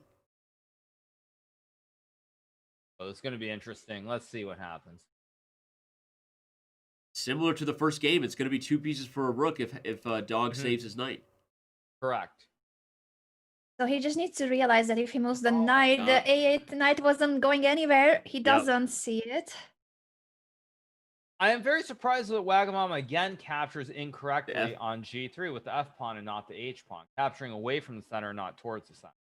It's strange because I Agreed. talked to him about this. I talked to him about capturing toward the center, but it's not as natural, it seems. they're Oh, going bishop there. a6. Oh, Oh, No, no! ah! He traded queens! no. Now he cannot take back on d3 anymore. Down. And he's down on the clock. And unlike game 1, everybody, this is going to be a lot easier for Dog to play. The bishops are already open. It's the opposite of the first game. True. Yeah. Dog is winning here. If he plays this correctly, he For is going sure. to win this game. Wow. And he's already up 20 seconds on the clock as well, which makes a big difference too. Yep. So two After, minor pieces versus a rook. Should be winning here. Should be winning. Should be winning for him since the bishops have very open diagonals. Okay, white can go rook d7 to try and do the double. Okay, I like rook e1 also. It's a nice try. Now just push, baby, push that c pawn, and black wins the game. This is also a good move. However, now white can go rook d7, and again, there may be some ideas with a checkmate down the road. Yeah. And But you're Nicholas right. knows it. We also covered rook on the 7th. I'm happy that he's doing it. If the c pawn pushes, though, I think you're right. Hugo. Sometimes it's just one idea. If he just realizes this pawn can go, Yeah. it's going to be over. Right. Okay, rook c7 was necessary. Now, So rook d1, though, the rooks are going to get doubled, maybe. Okay, I don't like that move. yeah, that would have been tricky. Move the king. Yeah. King of 1 would have been Okay. checkmate. Both players have 1 minute, though, so we're getting to this tight zone where there's going to probably be some blunders here. And Nicholas Okay. pushes h3 to not have C4 is a back rank great issues. Move, great move. Now you just push, baby, push. Unbelievable where this match is Very going right nice. now. 54 seconds for both players. No increment. Yeah, He's gonna 3-0, win, I everyone.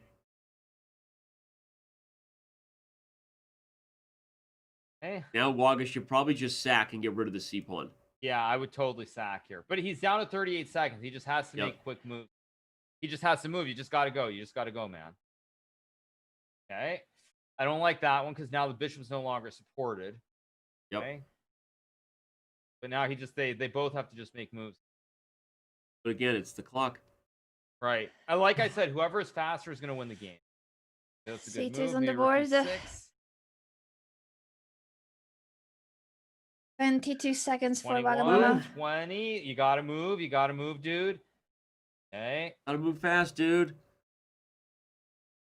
6. Okay, both play. I mean, who has more experience in blitz? Does Wagamama have more experience? The Gotta rating, move. Neither of ratings them, was the actually. dog. Go. Just go, man. You got to move. Move. Bishop E3. Nah, he's done. He's done. Okay. He doesn't have good moves and he doesn't play any fast moves either. So, rook K7 Oh, he gives final a check, attempt. but it hangs the rook. It doesn't even matter if dog sees it. Move. Just move, dog. Move. Oh my gosh. Okay. About to win. Just make moves. Who's the don't lose? Who's the don't lose? Moves that don't lose. Sounds like me. He's up 10 seconds. Just move. Yeah, he won. Point 2. Gotta get it. Yeah. Wow.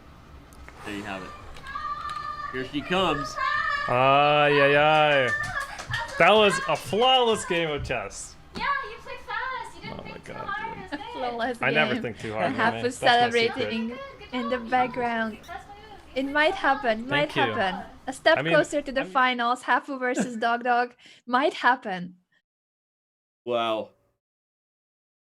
I don't even know what to say about that. I feel like we just saw one of the favorites to win it all go down in heartbreaking fashion there in Waga, but Dog gets all the credit in the world for. I mean, Hikaru, you asked midway through, but look at the difference in the ratings, right? In Rapid, Waga was almost a 200-point favorite. He let it go, right? In Blitz, you can tell the Dog had the slight edge, and he delivered. Yeah, I mean, I think certainly in the Blitz especially, it was clear that the preparation that Dog did in the opening phase of the game played a very big role because he was able to play moves quicker than Wagamama was. So, I mean, very heartbreaking loss, I would say, for Wagamama. On the other hand, though, I would argue Dog played better overall. Yeah. So in many ways, he is the deserving win. All right. Well, either way, we do have a winner in tiebreak fashion. You have it right in front of you. Dog defeats Wagamama, but we have another match starting in just moments. It's Gripix versus David Pacman. PogChamps just getting underway. 40,000 of you on Twitch and others everywhere else. Don't go anywhere. The day has only just begun. We'll be right back. We just gotta try our best. You see, like this is crazy. Like one of the tournament favorites is out. We might knock 2 out. I might get knocked out. Who knows? We just gotta play our best.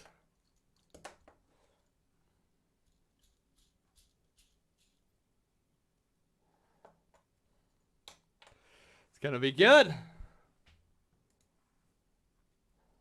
Imagine Dog versus Hafu in the finals. That'd be the most crazy thing ever, right?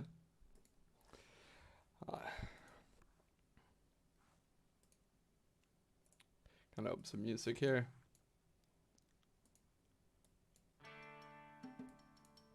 And just play some music. This is copyright free, don't worry. And try our best. I think they have the interview and stuff, so it might be like 5 more minutes. But yeah, I just gotta play my own game. Just remember to defend e4 and you'll be fine.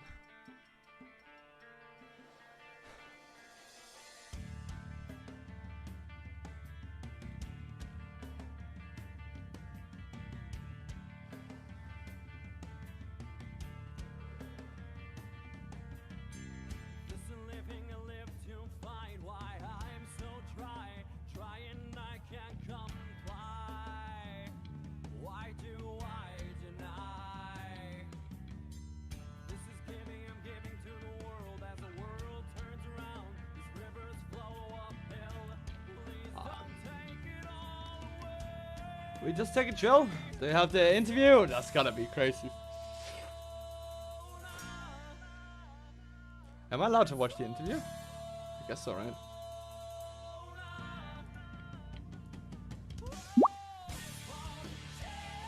Please don't challenge me to games right now.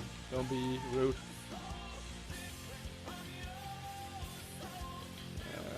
Twitch TV/chess. Oh, that's me. Oh. Twitch TV/chess. Oh. This is awkward. Hi, me.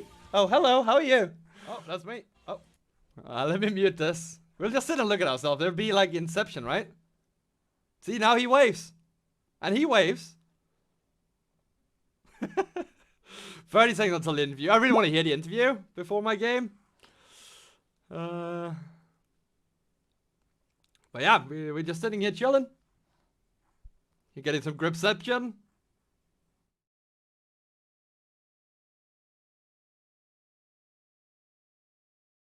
And we are back now with our first two competitors, as today the championship bracket kicks off in PogChamps.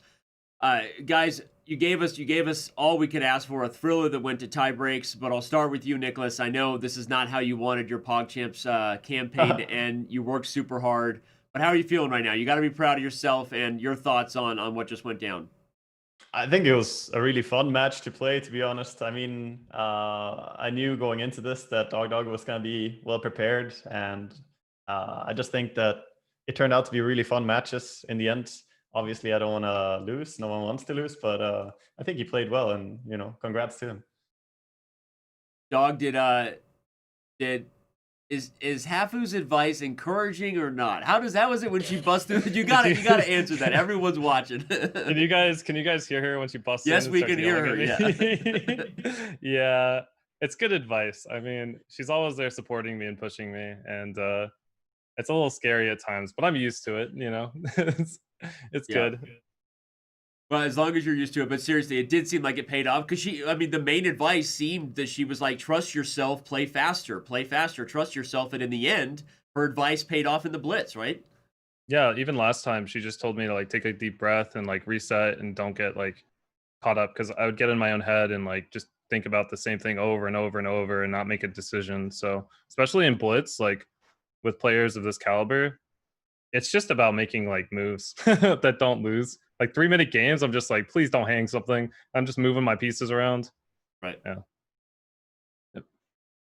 Well, we're not going to dive too much in the chess, partly because we're in overtime here, guys. We obviously have this next matchup coming up between Gripix and David Pacman. But Nicholas, I hope, obviously you and I have gotten to know each other the last couple of years, starting with the World Championship. I hope this is not the end of your chess craze. No, and, I really want to keep playing. PogChamps is like ignited something that I want to keep playing. I don't think I can go as hard as some of the other competitors here in terms of chess per day, but I think I'm gonna keep playing every now and then and just keep working on it.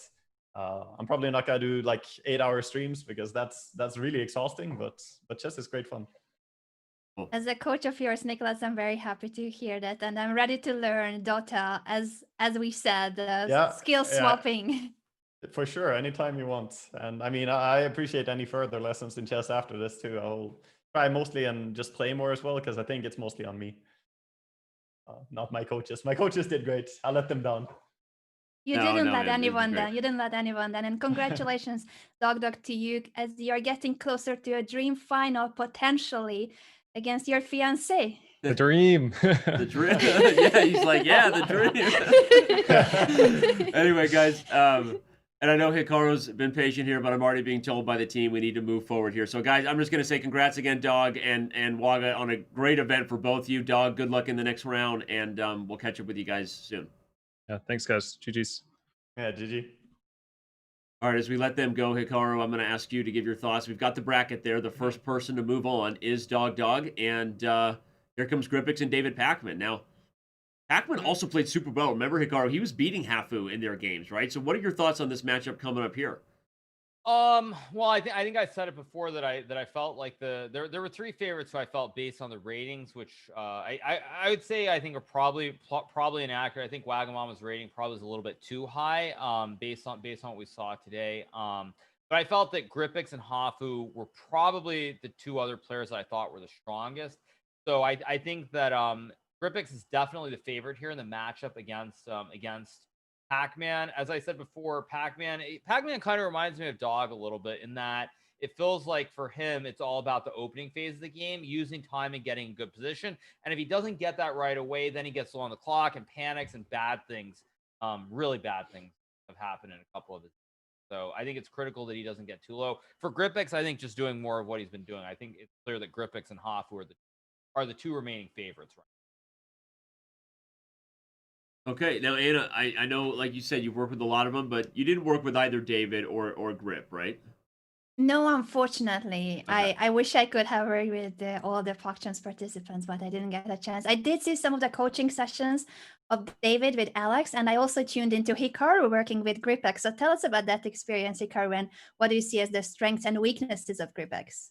Yeah, I mean, I did not have the chance to work with Hafu, who is the other player who I feel has improved the most. But when I did work with Gripix, the stuff that he picked up at the start of just like basic concepts was more than I've seen out of any other participant. Now, mind you, I haven't worked with like Hafu, for example, and I didn't really do much work with like Boy or Hutch in the previous one. But he picks up concepts very quickly. So I think he is very formidable and very strong. And I think he is the favorite, but we don't decide based on the rankings, because obviously if we did that, then Wagamama would have just beaten Dog. So yeah, that's why we play the game. But I do think Gripix is a slight favorite. I think for Pac-Man, it's important that he does not get low on time. That's where all his issues have happened. When he gets low on time, just disasters start happening. Yeah, we saw him even totally winning against Hafu, but just didn't have the time to like take a breath and reset and realize it right in that game that he lost. But shout out to Dog for just rating us with the party that was watching him over the Hearthstone streamer, and stick around with us for the rest of PogChamps today. Thank you for the raid. And let's do our first listen in here between Gripix and Pac-Man and see what Grip is thinking. Okay, that's fine. Still protect this. Oh my god, I didn't want to click there. Slow down.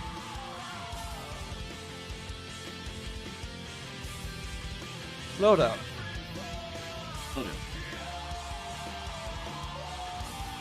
I just take like this and we're fine here. Yeah. Maybe here even. Understandable that he wants to slow down. He has more time than with the time he started the game. Pulling a Hikaru here. This does do something right, but it doesn't do enough because you can just avoid trading. And I don't get anything for it. So now he plays there.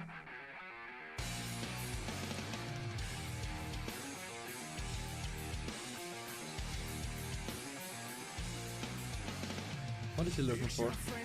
Just looking to protect this. Here.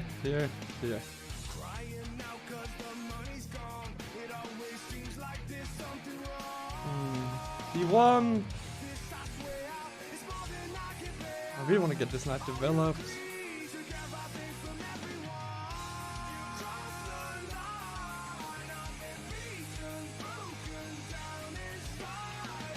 I mean, yeah, he's like you said. I mean, looks like it could be a game between a couple of grandmasters here. This is very, very equal, very good position to start, and even though Pac-Man's down on the clock, he's also playing pretty fast considering, so he knows what he's doing. Yeah, I mean, like I said, I think it's pretty balanced. For Pac-Man, when he has not been under pressure on the clock, he's always gotten a decent position. He's always made very decent, very reasonable moves. Well, it's so like his play, I can't critique at all in general terms, but whenever he's gotten low, that's when the errors have crept in. So as long as he keeps the position pretty stable, doesn't get too low, it's anybody's game. And you got to tell me you're excited to see the couch back behind him, right? Come on, the couch. Come on. I was a viewer when you guys had this epic discussion about how comfortable a nap would be. That's all. It just looks comfy. Okay, Gosh, anyway. Danny. All right, King H8. Yeah. Did you actually look up what it really means? I still haven't totally gotten the view of your new pad, Hikaru. I want to get the full tour at some point. Can you do that on a stream? Walk everyone around the new place in LA there? There's not much to see. Right. Not much to see. You're these days you're just streamer, so you got a streamer and a bed, right? A place to stream and a place to sleep. That's literally all I have is a bed. All right. Well, F4 has been played, and Grip just looks like he knows what he's doing, looking comfy.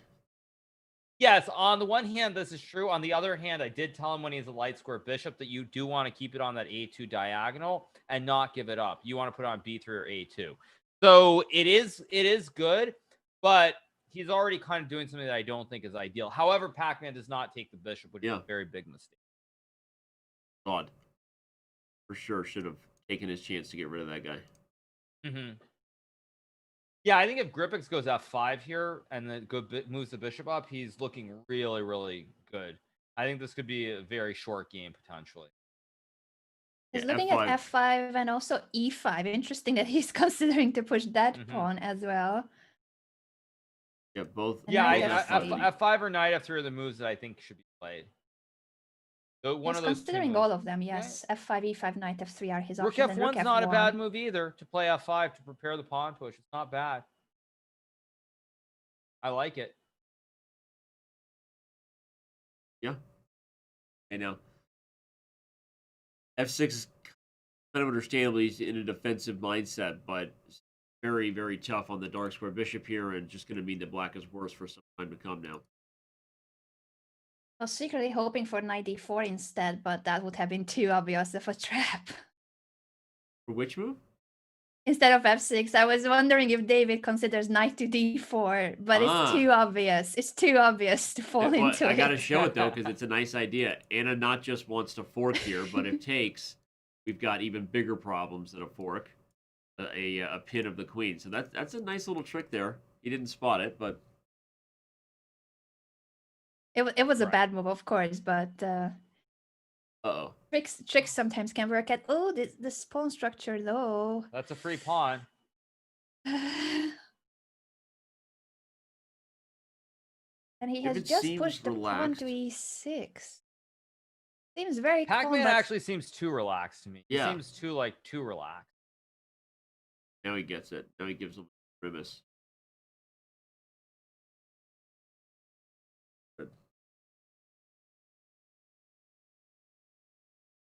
Well, what's interesting about his position, though, is that after blundering the e-pawn, at least he has an open file, semi-open file, which could be used for his queen and rook. Some kind of an active plan. True. But I think Hikaru, I think the hindsight, if we were doing a lesson with Pac-Man right afterwards, we would have to highlight that, you know, when you have an opportunity to win the bishop pair, or at least win it back, especially in a position that has the potential to win. As soon as he didn't do that, he's been on the retreating end here, and I was also going to say I don't like the opening choice because the ideas when you play like this involve moving the rook over and playing b5, b4, and opening the long diagonal. I think it's way too positional. It's way too complex, and it's not something with straightforward concepts. So I would say that I don't like.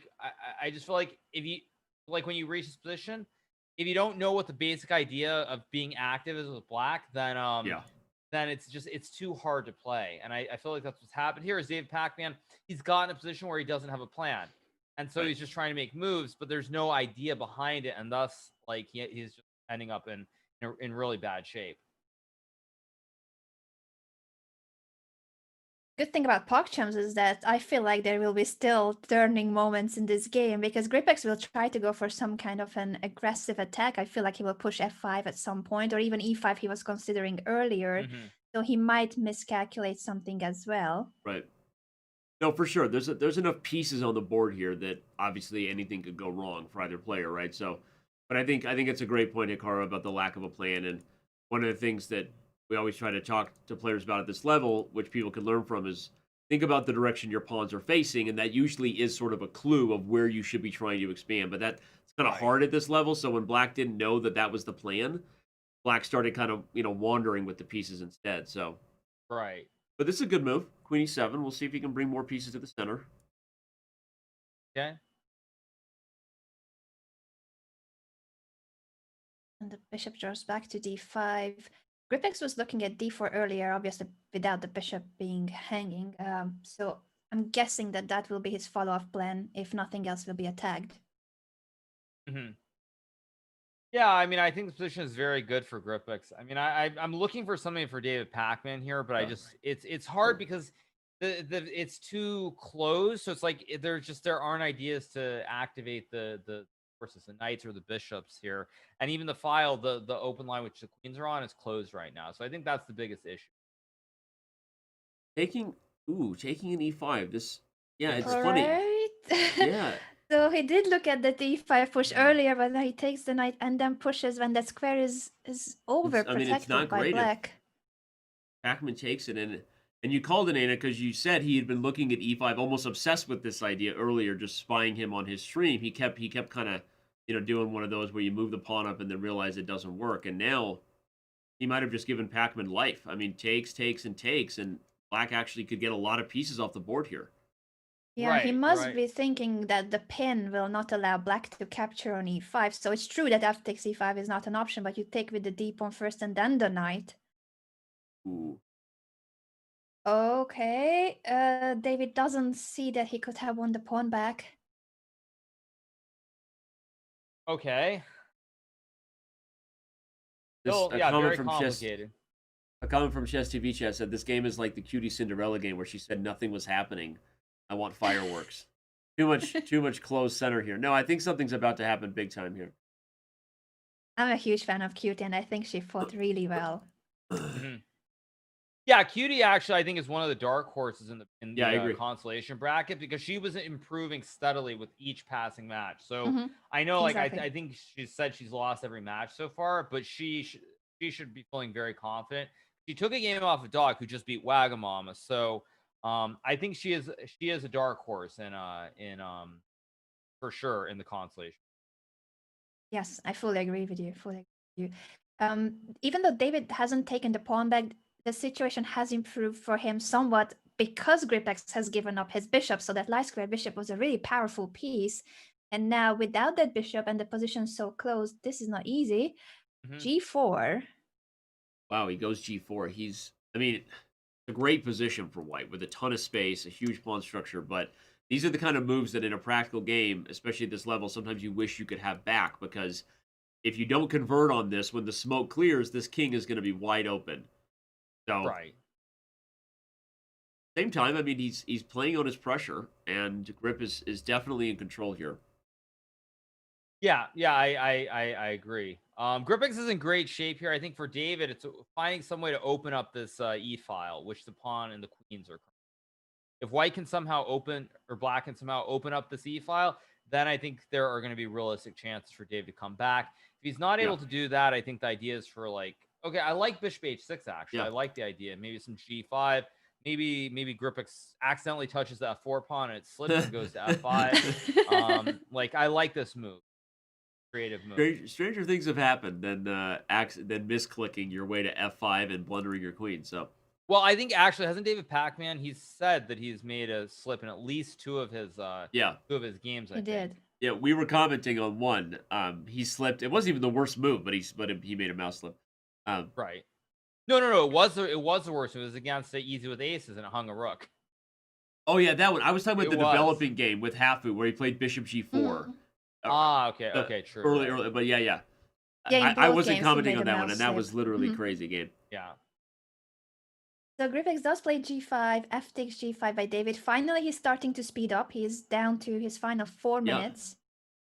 But this is what I was talking about. So again, objectively, there's no denying if white somehow became a grandmaster, white's still better here. But in a practical game, the wide open king, H3's weak. What have you actually gotten for advancing this G-pawn? So that's the worry with the way Gripex played it, is now if Pacman plays queen E6 and starts to come over here, this is not going to be easy for white. Right, agreed. On the flip side, the bishop is dead right now on G7. It's behind a wall of pawns, and it has no scope whatsoever. Rook F7. E6 is a fork, but it doesn't actually threaten anything because your queen would be hanging when you capture the knight or the rook. Yeah, that's a funny one. I wonder if he saw it or it's just the fortunate case of stepping into a fork but not losing material. I think it's just fortunate. He wants to double the rooks, put the rook one in front of the other. Very logical, very thematic idea. So it makes a lot of sense to that. Let's listen in to Grip and see how he feels about his position, and give all the front page viewers from Twitch welcome into PogChamps and an idea of what Grip's thinking about. It has to be good. I don't see how this is not winning.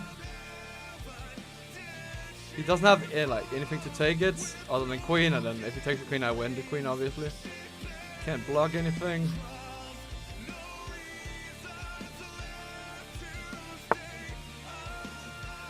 And now we take a rook. Oh. Oh, wait. Oh my god, he's a sneaky bastard. Here. Oh, I love it. Here. Here. Here. Here. Wow, that's actually pretty smart. I can't take. Impersonating you, Hikaru, with all the highlights. I think I didn't do it. Now Here. he's still winning here if he sees he Seems can bring the logical. rook to protect the queen. This is the big Takes, question. takes, Yeah. Takes. Will he see it? Takes. Takes. Takes. Uh-oh. Okay. But this is a very tricky move because now if black takes the pawn, you take the bishop with check. I guess you can take here. Yeah, let's And show you that take- tactic yeah. real quick. If queen takes, everybody, bishop takes g7 is a discovered check, and you win the queen for free. And for those tuning in, wondering why he didn't just take the rook or the knight, remember it was pinned to the queen over here. So explaining the tactics, and shout out to the fact that we have 78,000 viewers on Twitch and almost 6,000 on YouTube. So if you're watching from the Twitch front page, this is PogChamps, the most exciting chess event Okay, but you've we ever see seen. blunders now. Okay, Now queen- Gripix could have taken the rook with the pawn because the knight was in the way, but instead he takes the knight. Now it's going to get very, very. It's going to be wild. We're headed for an endgame again. I will say that we're headed for another endgame. But and you have to take F1 first. Don't blunder anything else. Mhm. I Very assume important Pac-Man that will he trade. takes on f1 first, and he does. So rook takes f1. Will he take again? Indeed, Yes. and now, Exactly. Yeah. now he can take E6. Yeah. Now it's anyone's game again. Anyone's game. After queen takes pawn, it's anybody's game here. So the So the time advantage is importance- still real Mhm. for Gripix, Wow. right? Yeah. That's the big problem for Pac-Man. Yeah, and the importance of this trade was that after any knight jump, like knight takes g6 or knight f7, the queen can capture the knight, so it will not be lost Mhm. on e6. This is wild. But again, it's a good lesson when you have a space advantage. You don't just want to overextend in front of your king here, everyone. And if this backfires, I'm not trying to sound like a broken record, but it'll be because just you opened up all these lines. I mean, now black has queen f5 check, and even taking e5. What's happening in that endgame?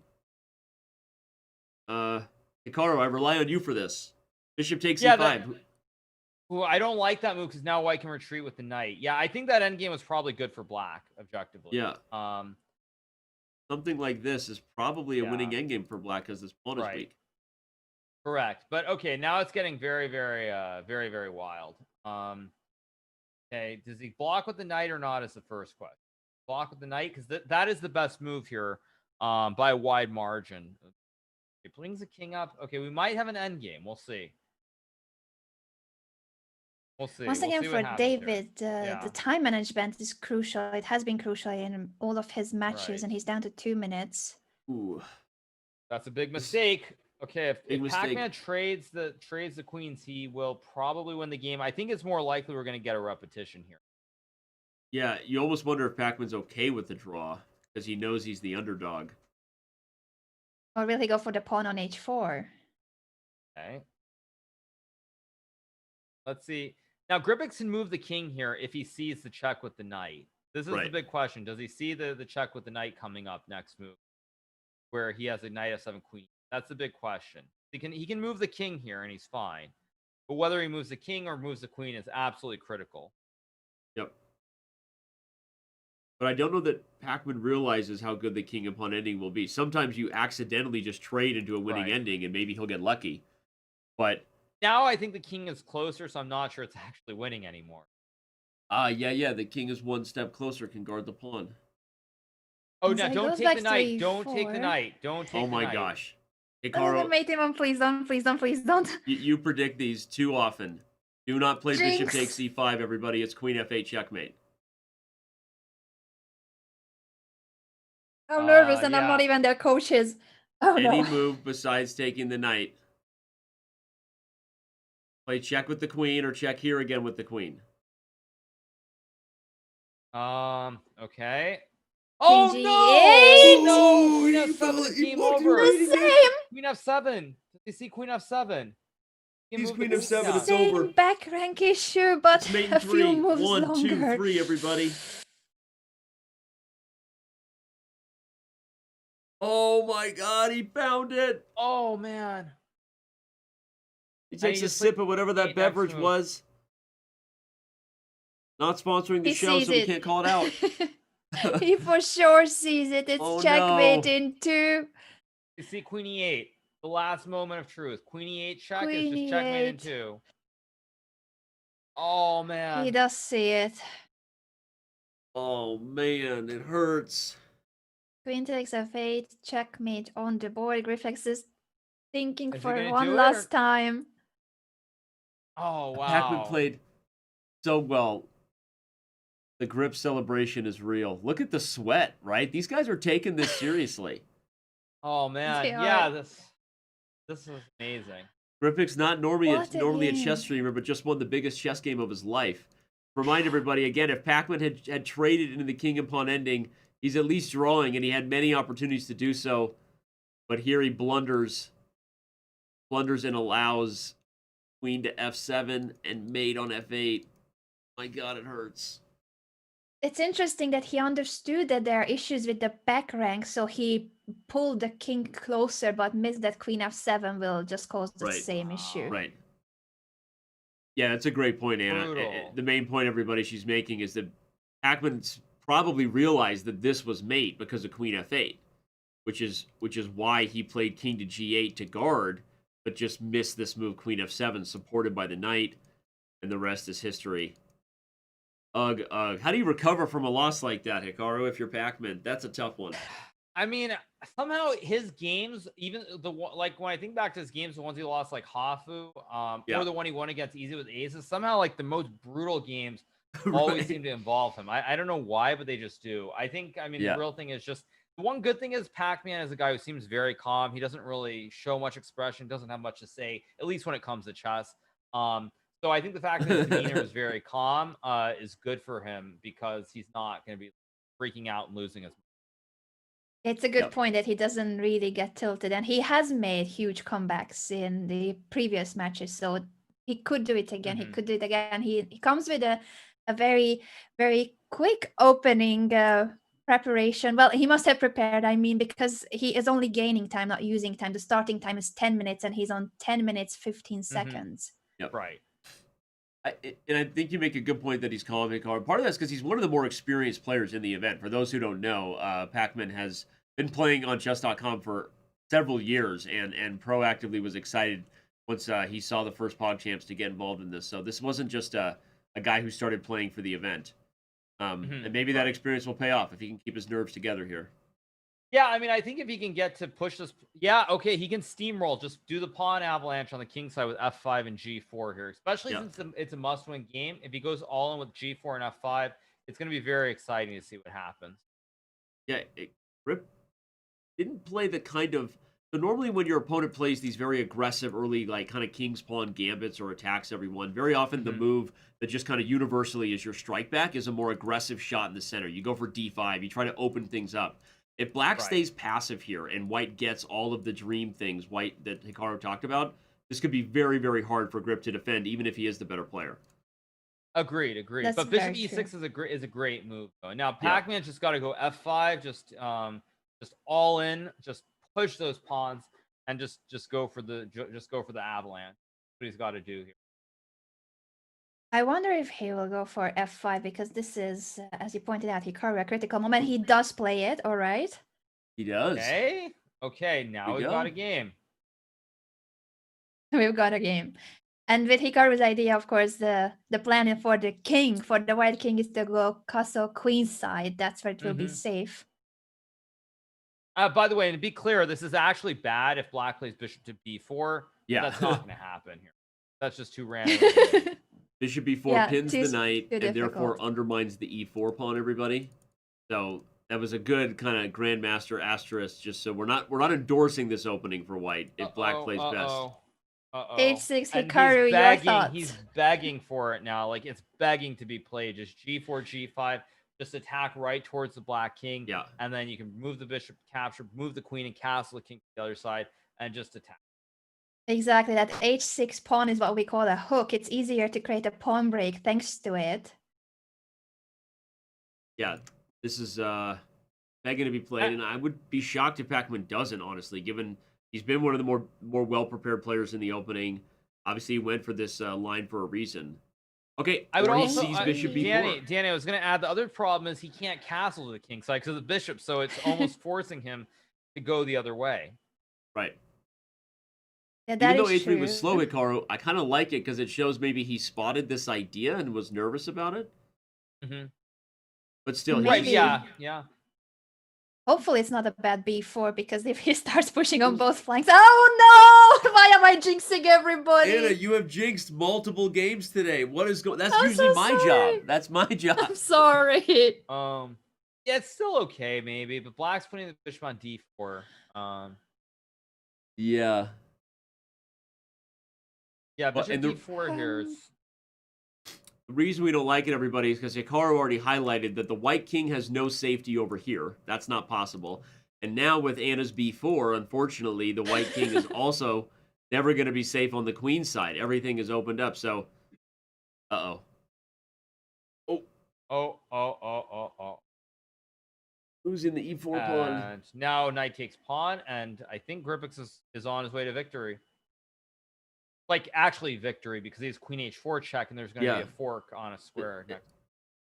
And he even sees it. He's highlighted the square. I mean, the guy is just... Yeah, let's go check in on Grip. Like you said, he's already pointed out the plan.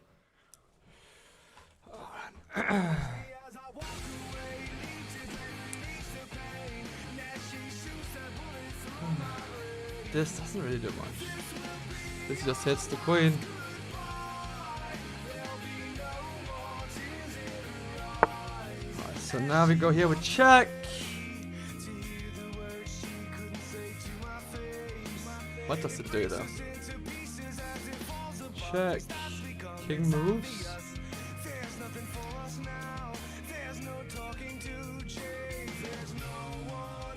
He has to move king here, or here, or even here.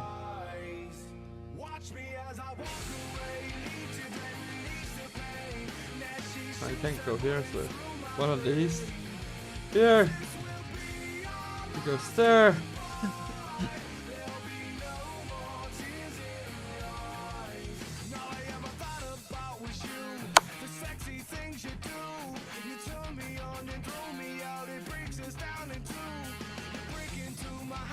Looks very good.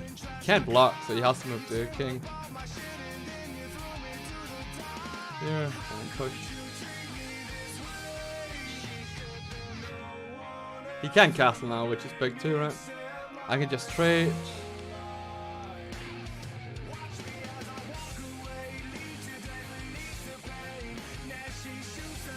Oh wait, if he goes here, so he has to go over here. Then I don't have anything, then we just leave it for now, right? He has to go here. I don't have check here, sadly. But I have... no. He's so close to oh, then I saying win the rook. Yeah, this is really winning. If he goes here... then what was I saying I was going to do? I thought I had something. And I can just force the queens off. No. Not quite. Not quite. No, he sees it, but then... I just need to play for a draw, right? I think he'll see it if it's on the board. Anna, yeah, you know, you don't have to be scared to talk now, just because you've done a couple of jinxes. It's okay. You can still talk. I'm worried.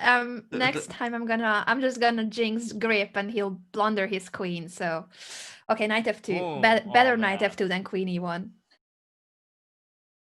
Seems What a like sad story for David though, because he started so well. This was a potential comeback from the position he was starting to build up. agreed, and it was weird. He set the tone with, you know, what could be kind of a principled attack, and that when we say that, everyone, it means like it's not just that you wake up and want to attack there. You actually have natural space and a potential for a pawn storm. It makes sense. But then he kind of went away from that and went to the other side of the board, rather than just using the space that he already had created naturally with this pawn structure. So go with where you have the best chance to succeed. Don't play on all sides of the board there.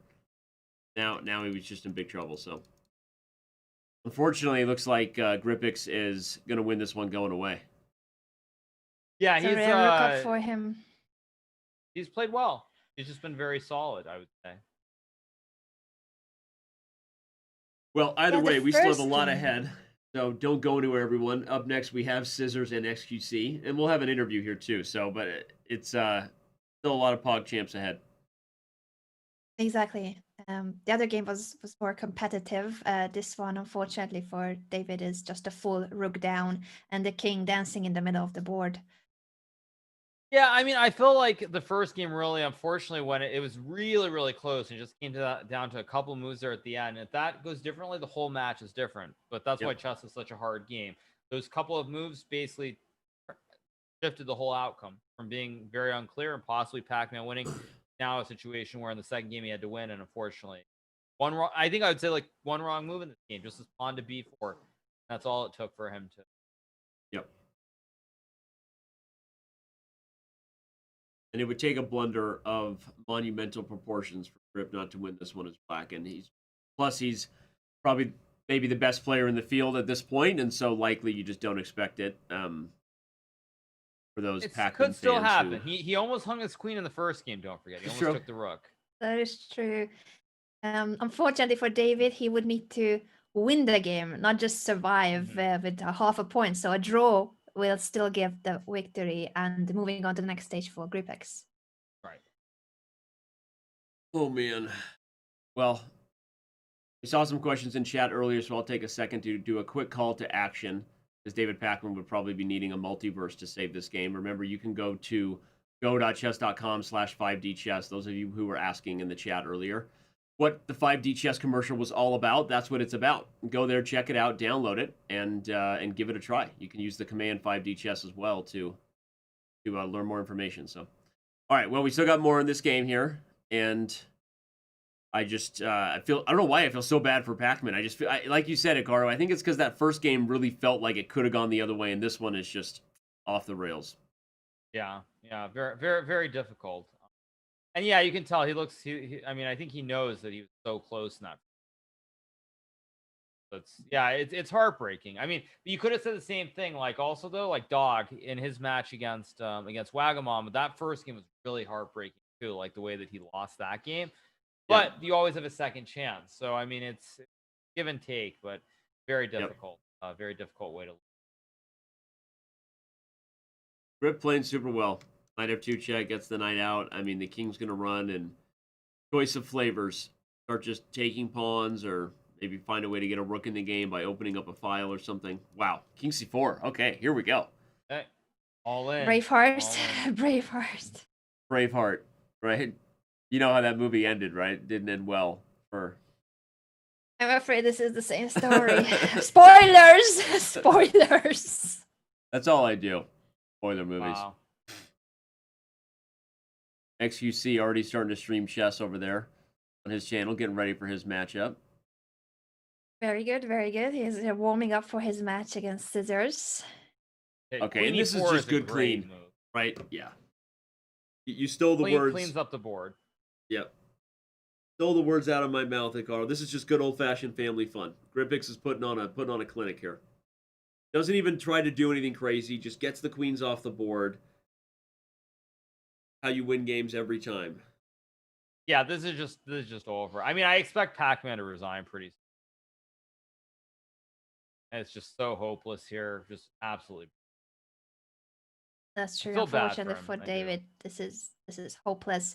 And a very instructive play by Gripix. After he won the rook, he just started to aim for trading the queen and go for this endgame. Simplify the position. When you are material up, simplify the position. Yep. It's one of those things that I think new players in this day and age who have access to so many things that we didn't have access to when we started learning, let alone the generations before us. Computers, when you learn with computers and they tell you like, no, that's not the best move. You don't trade queens. There was a mate in 17 or whatever, right, with the king on c4. But for human chess players to know to consistently trade pieces when they're ahead. You eliminate your opponent's chances. That's how you win games consistently. You avoid making mistakes under time pressure, all kinds of stuff. So that's the caveat for students who are learning the game now with computers who might tell you otherwise. The computers are wrong. Trading queens is good when you're winning. Computers are wrong. Agreed. At the same time, we have, as you guys said, XQC preparing already with a practice game, and Scissors is practicing with puzzles. So both of them are warming up for the upcoming match. There is one last hope for Pac-Man. If he can somehow push that pawn to f6 and get that h6 pawn, there is one last idea potentially to try and win. Like, do you make some random moves, Danny? Like f6, a6, random moves, f6, a6, bishop c1, a5. Okay. Oh, but he took. Okay. It's a fun idea. Use your imagination. Right. It could still be self-made, but no, after king g7, no chance. Well, we're going to have interviews with these players before the next round begins, but let's do a sneak peek. Don't go anywhere. Stick right here with me and Hikaru and Anna here. But just so you know, XQC and Sizz are both streaming already, both getting ready for their match, like we said. Sizz in the training room, and XQC rocking what looked like pretty good opening to start. I think you said well, Hikaru, that if XQC plays up to his potential, right? We don't know necessarily what's going to happen. This could be a very close matchup. Agreed. Yeah. Right. Well, I cannot wait. That's our next one. We still got 70,000 of you with us on Twitch. A whole lot on YouTube. If you're a YouTube fan, almost 7,000 of you, you didn't get a chance to watch PogChamps last time, so you're welcome. Welcome. Don't go anywhere. Thank you so much, everybody, for tuning in. And this is just the start. This is just the first day of the championship bracket. Right. Yeah, I mean, I think it's hard to say stuff about the game because it's completely over. It's over. Especially because Grip is just clean. Yeah, I mean, I also wonder, like, with Gripix, if he wasn't overly nervous in the first game. He seems much more relaxed after that first game. So, I mean, certainly these are not people who spent a lot of time playing chess. They're very new. It's obviously very nerve-wracking when you're playing in front of, like, 70,000 people. So I think just the nerves and being stressed in general. And I would add that's one thing that I think is important in one of the other matches, which is there's the match between Hafu and Forsen. I think for Hafu, it's very important that she stays calm and doesn't let the nerves get the better of her. Exactly. That was one of my main preparations in the final session we had, and I think she has improved, but she was very nervous in her first matches indeed, and she feels the pressure on her. She said herself she doesn't want to let people down. She feels the expectations on her shoulders that she's one of the heavy favorites. All right, and here comes the G-pawn for the win.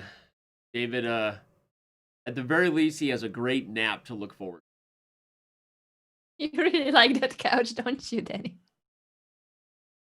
We need to get a couch like that for Danny. I think that's crazy. The next. He confirmed. He confirmed to me that he's that the couch is very comfy.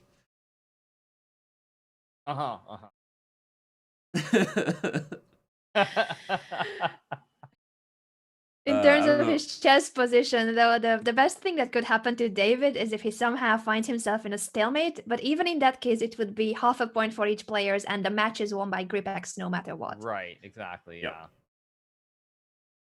It would take a pass pawn for the win, right? Somehow, Grip makes a mouse slip on c6, and he mouse slips his rook, and then c takes b7. I found a way for white to win.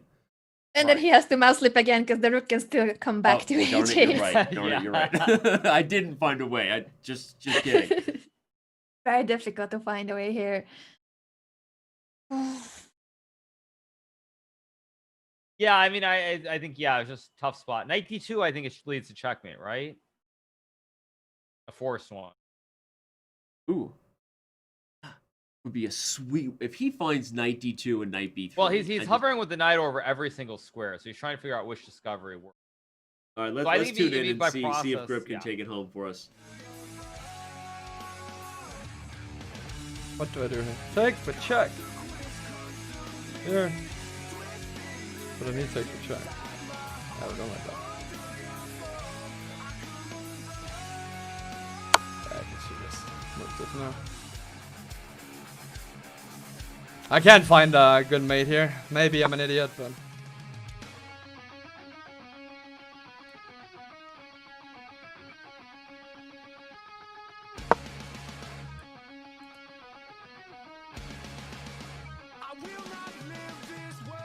see this. D6.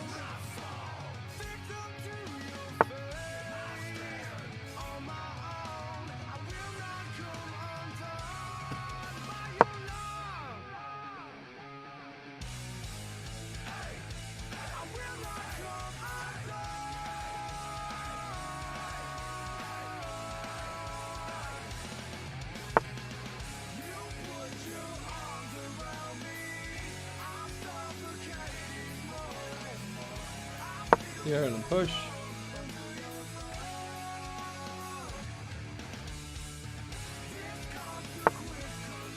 Fighting for a stalemate. Yeah.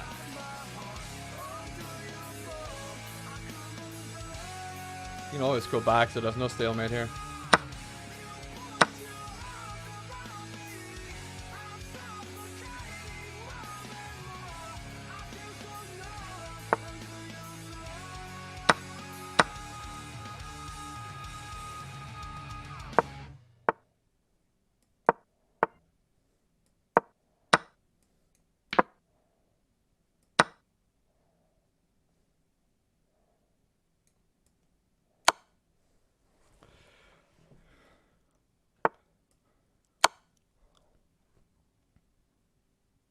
Yeah, Very yeah, smooth. very smooth.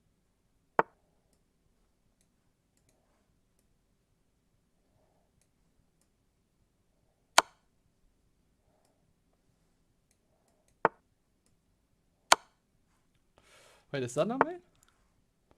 Jesus. Wait. Almost spotted the mate. I have 8 minutes, relax. Here. You know, the king is running away for At a least we got the moment. pawn now. Stop running, sir. Stop running. Pac-Man. Make him earn it.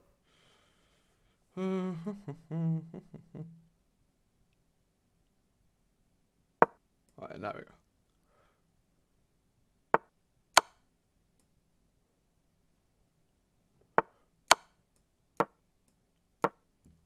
Nice. Free move. Beautiful. Moving his way. Wow, that's why he's the tournament favorite. What a everybody. game. Right there. He removed his way all the way to the semifinals. Grifex Hikaru, is winning I think 2-0. more than Hikaru, you've done more commentary than anyone for PogChamps, including both events. Have you ever seen someone pre-move the mate? Not when it's more than not when it's more than one move out. No, I haven't. Right? I mean, Yeah, that was very good. all right, everybody, we're going to be back. We've got interviews. We've got maybe the biggest match of the day. Jack Scissors taking on the man XQC. Don't go anywhere. It's more PogChamps. We'll be back in just a second. The crossover. Hello, Mr. Car. Fuck you, bitch. I have been really happy recently, but every time I open your stream, your huge schnoz pokes my eye and I cry. Feels bad, man. This is something that I never do in my game. I have to do that in the tournament. Squeezing the rookie. Squeezing the rookie. I always forget to squeeze the rookie, dude. Hey XQC, what kind of fancy checkers is this shit?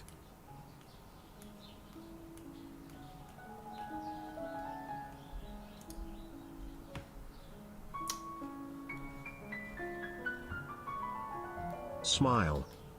Take. No. No. Take. No. No. Hey man, love your Palexo. No. Relax. Bing. Bang. No. Bing. Bang.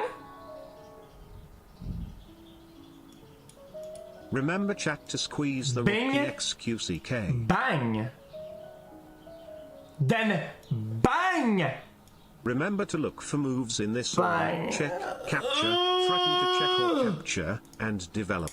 Look for these moves for both you and your opponent before My brain's overheating. Good luck in the tournament. XQCL. What about bing, bang?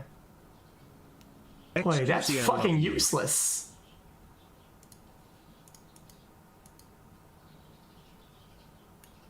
Thank you for your streams. You are a true inspiration to many people. Also, real quick, Oh, I why see is it. chat so cute? XQCL. I saw it. I caught it.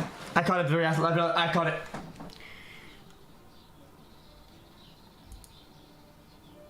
Oil ad.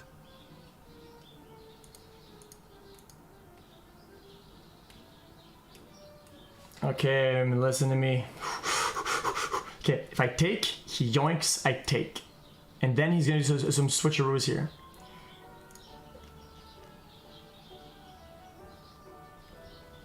Hey XQC, remember to jam the man. I think Jam that the king man. up is good here. Jam the man. Jam the man, jam the man, jam the man. 777777777.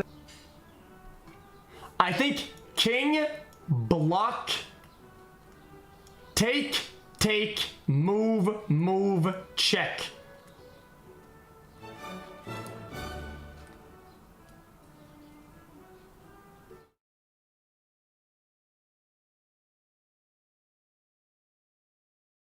And we are back here yet again.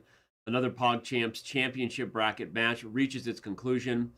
David, I'll start with you. We know this isn't maybe how you wanted it to end, but it was a great ride. You played well today. If that first game had gone differently, who knows what could have happened, right? Well, as they say, it's an honor merely to participate. And I think on move 36 in the first game, I should have gone with a check on H1. I realized just a fraction of a second too late. And that's why you play the games. You know, we vote because the polls don't tell us. And we play the games because you got to play the games, as they say. Well said. Did you see this idea of the queen coming down for checkmate? Is that why you slid your king over to try to stop Grip from the checkmate idea? Yeah. Yep. And then I at the same moment, I realized I should have played a check on H1, and this is not actually going to stop checkmate. I was just hoping you wouldn't see it. Yeah. Well, Grip, dude, over to you. I mean, right now, I'm not, I know you got a big tournament ahead, not trying to jinx you, but you played super well today. People talking about you as the tournament favorite. How are you feeling about your chess right now?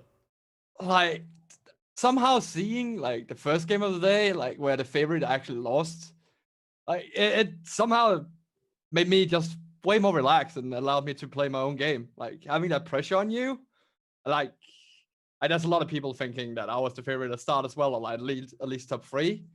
Yeah, like it puts so much pressure on, like, especially when you play a game that you've been playing for 2 months. So, right. Yeah, but yeah, today I just found my groove, I guess. Hikaru, go ahead. No. I was just gonna say I thought both of you guys played very well. I know for you, David, in some of the earlier matches, there were some big moments both for you and against you where there were some major mistakes, but I thought you played very well. It was just unfortunate that in the second game, especially one mistake cost you everything. Difficult. But Thank you. played Yeah, well. I mean, they're called blunders for a reason. I feel like it's the right word for them because things fall apart very quickly.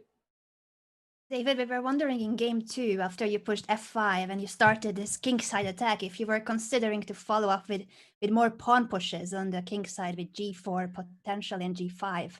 Yeah, I mean, I had the idea of it, and I don't want to say I didn't get the chance. I might have had the chance and just didn't notice it. But a lot of things started going wrong. I haven't looked at the analysis yet. Like on which move, for example? Basically, we just saw that you played a3 and b4, which is the wrong flank for pushing the pawns. We thought that after f5, you had the idea that you will attack on the king side and try to castle queen sides. So if you don't touch your queen side pawns, then your king will be safe on the queen side when you get to castle. Yes, yeah. I mean, I think certainly it was a mistake in retrospect, for sure. Well, you've got a great couch behind you. It looks super comfy. I can't not mention it again because, I know a lot of, it's got secret compartments too. A lot of cool stuff with that couch. Grip, we're going to wish you the best of luck already. You've got Dog coming up. But like you said, I want to go back to what you said about you saw the favorite lose, right? I know you and Waga are buddies. So when you saw him lose like the favorite, talk again about why that helped you relax. Did you see him kind of?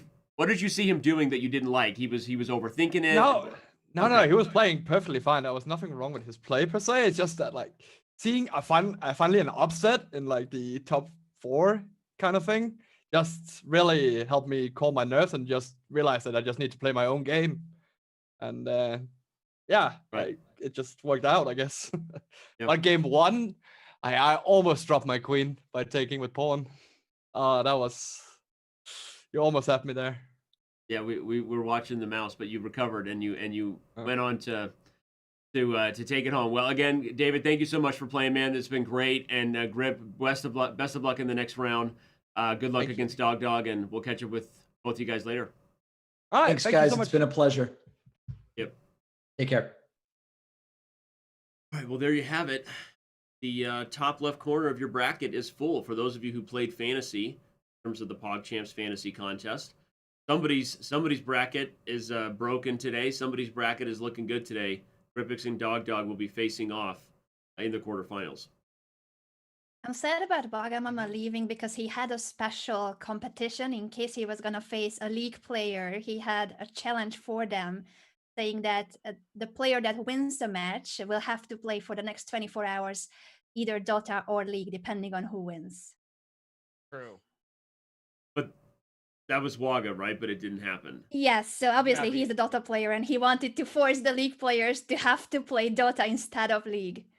Got it. Which would have applied to Gripix because he's a Lisa in main, so yeah, he's a Lisa there. But of course, Dog is primarily Hearthstone. Yep. But I mean, yeah, crazy. I guess in looking at it now, Grip seems to be a very strong player, so not surprised that he won, but he won so in dominant fashion. Really, the scoreboard is kind of, I think that match was closer than the scoreboard, like you said, Hikaru. That first game could have been totally different, and then it's a lot closer. But either way, Gripix moves on, and we have our last match of the day getting set to start with Scissors and XQC. So you've worked with XQC more than anybody, Hikaru.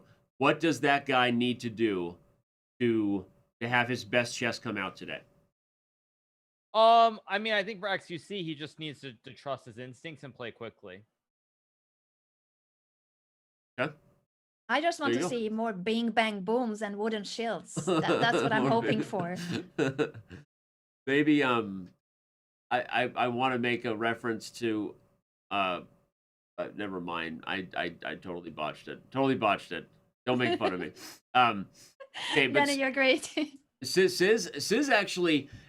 Now you said he was in a really tough group, right? I mean, forsen obviously ended up getting it in ahead of him, and I covered that matchup that we had to hold kind of at the last second due to the scheduling difficulties. But I think that Sizz is better than that last match against forsen showed, and we'll see what kind of chess he has here today.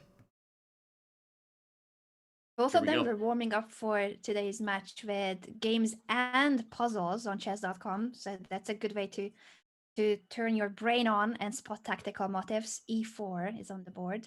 All right. Let's listen into Jack to start. He's got the theater mode rocking. Yeah. Full screen board.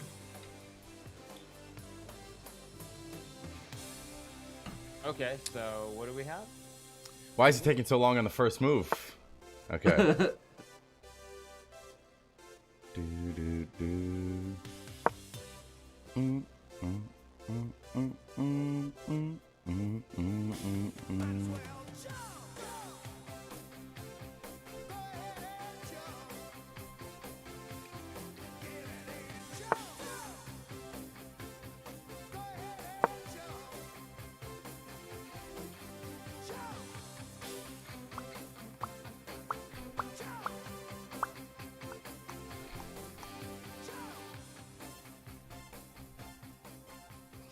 Oh gosh. No fried liver. No fried liver. Solid. Very basic opening so far. Dude, I still don't know. Yeah, dude, I was just about to call that out. I still don't know what the best play here is, dude. This is where I start getting tripped up for no good reason. Yeah. Against forsen, he played Actually, knight for d5. no good reason. I just get tripped up here. So, this becomes unprotected. But, let's go here. He takes... I think I take with bishop. I'm challenging both of these. Not a bad move. It's just that he's not playing it because he knows Run into this issue all the time, and I just panic and do the wrong move all the time. But I think this is okay. I take with bishop. Is fine. Excuse is touching every Clearly, he possible doesn't know piece. what Knight to on do f6, either. knight on c6, If it's pawn taking him this e5. long, clearly Okay, what he wants to- he's not the most confident in the world either. True. In the night.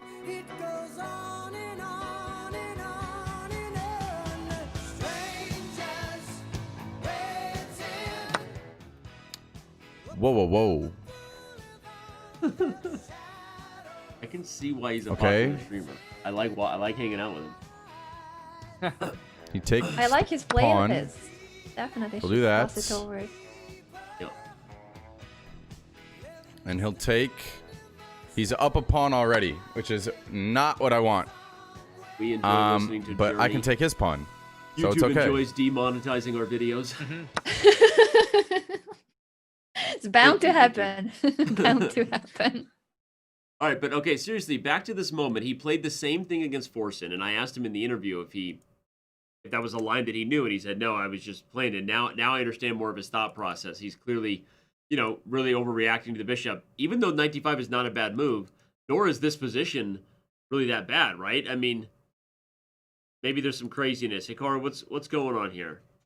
Well, I want to see if XUC moves the queen here. I think either queen e7 or queen f6 are both good moves. Right. So I want to see if he plays one of those moves. I think the position is pretty balanced so far. But I think it's very likely we'll get a blunder really quickly from one of the two players within the next. Like, This was a good move from XQC right here. Yeah. I really like d5.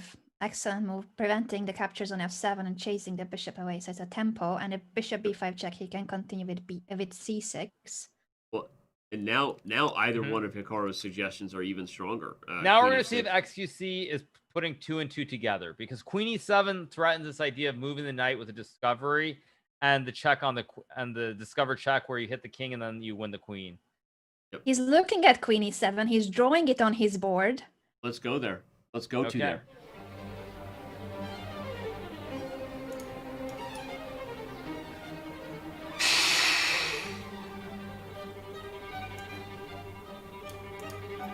I think this is a mistake. I have to try it though. Oh, he did it. Okay, let's see it. Let's see it. Because if he moves knights, I can do a big fancy play here. Big fancy play. He doesn't move knight. He does see the idea. Will he realize that he can try to chase it away? Does. This is He gonna goes for be his Now he has to. spicy.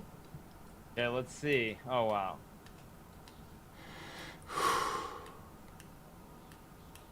Oh, he's in trouble. I got him in a headlock. Hopefully I'm not headlocking myself. Love the way he describes chess. I just like, he is just so entertaining. Wait, this could be insane. He actually He sees it. sees it. He sees it. Now, there is queen h5 check, to be clear, but I think that's a Yep. very hard move to see here. Now you could just block like this. Yep. Yeah, bing, bang. Bing, bang, boom, indeed.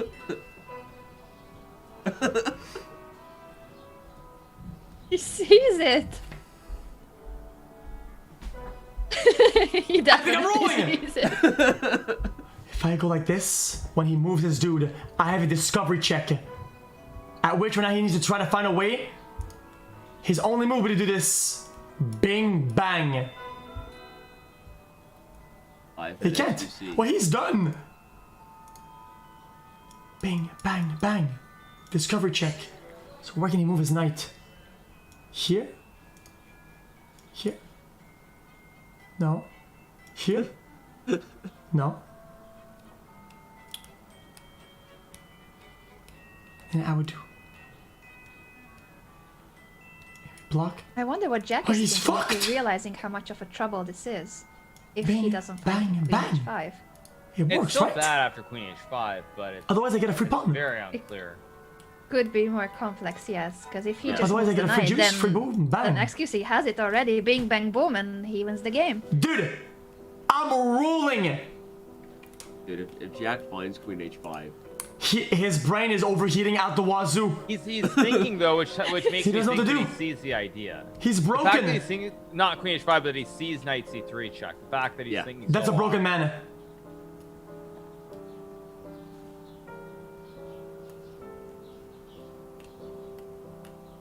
Highlighting his knight and looking at the G6. Oh, he plays it. Scissors. Wow. Found it. Oh man. Wow. That is a 5-head response to a difficult situation by Scissors. Guys, these guys are finding grandmaster moves, only moves. Now King D8 is still probably very strong for black here. Yeah, you got to run your king rather than G6. I think. Ping. Wow. Well, Jack C, knight takes G6. Am I about to get bruised? Well, he He has was to. 'cause- pointing at yeah. the square. I think he does see it, and XQC is pointing at G6, and he does. I think C6 immediately. Okay. There's still Queen F7 maybe. I think I just got rolled. Oh man. I think he's in trouble.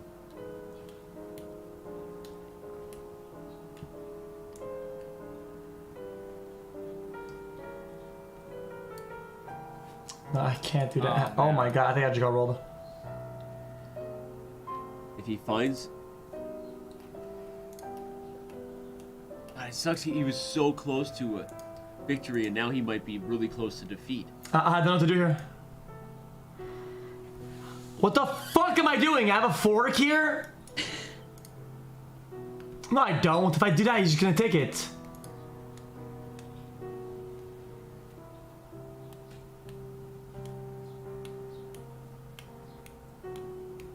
Wow, what a game here. What can I even do? Wow. This is crazy. Check, takes, and then I go negative score. Let's see what Jack's thinking. Yeah. That's good. I need him to be lower on time, so I don't feel the time pressure. I need him to feel the time pressure. I think we're looking all right. I think. Like I said, I feel like I've been playing more chess and getting worse, but I feel like I'm doubting myself too much. Like, that was a good move. Right? Right? As I doubt myself again. No, we're good. I really do want a castle soon, though. I don't like this going on here. I don't like this.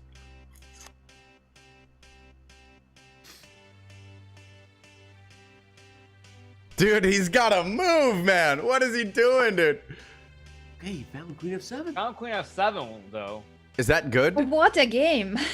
What a game! I don't. You guys are playing great. They're secretly titled players. Is that? I did not think of, but I did not think of this, dude. Oh man. I know Knight F4 is very good for white, but it's not an obvious. I did not foresee this, dude. It's not an easy move to find. Retreating defensive move. Oh no. Okay. Okay. Okay. Shit.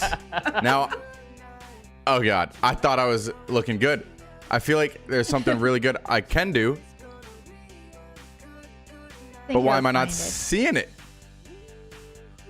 Go here. No. Here. No. He just gets my queen. He's gonna find it now. Oh, he stopped too soon. Oh. Yeah, I thought he would go square I by feel like square. there's The something process better of I should be able to do elimination. here. If I take... Oh I man. can check.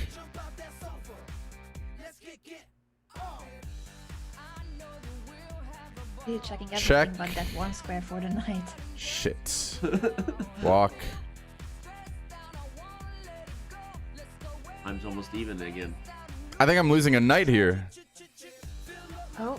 So crazy. He either finds knight f4 or he's going down. Or a3. A3 is also. Ah, I don't like this. I thought I liked this. Now I don't like this. Bring up hope too soon. Ah.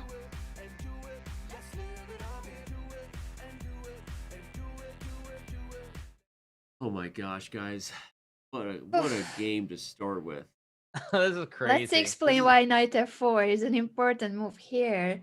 His knight is We said hanging this on was gonna be the- g6. Yeah, Biggest sorry, match Danny. of the day. No, you're right. Yeah, Hikaru called it. Hikaru called it. Knight f4 or a3 also kicks the knight, and the main reason everybody is if the knight moves, then d5 falls, which there is. So, Yeah, I think a3 is very difficult to find. Knight f4, I would expect, Jack, that he's capable of finding it because he was but it's looking at all hard. sorts of knight moves. when Yeah. they're like going forward, right? And the whole tactical idea is based around this. Like, this is like not a move that like might be occurring, right? In his head, he and indeed backs up the queen. Wow. Walks away from the tactic. Although, not Okay, the oh, he worst gets move in f3 though. He gets Exactly. f3 next Mm-hmm. move. I was Not going the to say, worst if move, you true. didn't see knight f4 or a3, this is not the worst find by Jack, right? It shows his critical thinking is really in order here. He finds a way to resourcefully get out of it. Wow. Both these guys, even if they're not finding the absolute best moves, are finding some really, really difficult moves on every turn. So I'm very impressed by both Exactly. players so far. Yeah, and XQC is calculating queen takes g6, queen b5 check. He's worried about the b4 knight. Ah, that one. True, true. That's a good point. Yeah, he ultimately does take with the queen. Good decision. Because if this happens, everyone, c6 takes, black gets queen takes g2 in the end. This would be a big problem. Oh, look at Jack. Jack castles, which, again, from big picture point of view, safety first, not the end of the world for Jack. At least his king is out of the way. True, true, true. True. Bishop h3 would be very strong here. Bishop h3 Yeah. and rook g would be very strong, I think. But, again, both players are low on time as well. Like, it's amazing. We're on, what, like move 10 or something? Like, move 12 or 13, and both players are down to, like, 3.5 minutes, which is insane. Truly Bishop insane. h3 would be a 5-head move, showing XQC woke up on the right side of that blue mattress. Let's go listen in. He's looking at it. He's looking at it just now. You gonna find it? Oh my god. I have to try it. Wow. Definitely 5-head. Music. Very well made bed today. Hey, he woke up on the right side of the bed. Danny with the couch and bed analysis in I'm every 20 match. checkmates. That's checkmate. What else do you see? I don't know. What else do you see? I wonder what his plan will be after f3. If Jack His plays only move f3, here, I think, because is something that like would this. prevent checkmate and also tag the pinned knight on e4.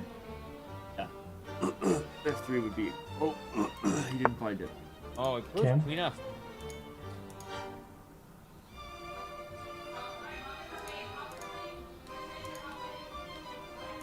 Good move though by Jack.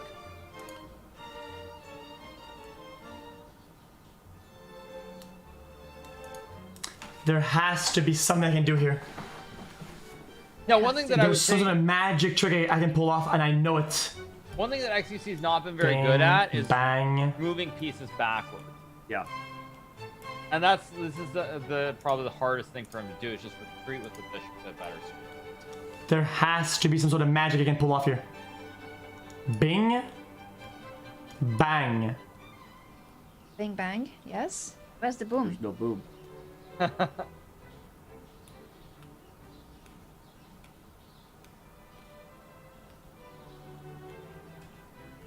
Well, This is so bad. prophetic about the moving backwards, because if XQC doesn't see moving the bishop backwards, it may end up being huge. Right. Oh, wait. I have to only have 2 minutes. Bing. No, no, no, no, no. Takes. Okay, he sees it. He sees the Take. bishop can take. Then he takes my thing. Oh no. No, I misclicked. GG. I literally misclicked. Oh, he misclicked. Okay, it's okay. I can get out of this. It's okay. Oh, he was even looking at bishop takes g5. He saw that this is not really working. I actually misclicked though. I'm not making this shit up. Yeah, you can see he misclicked. He was highlighting it. Because of new board colors, I didn't know I was engaged.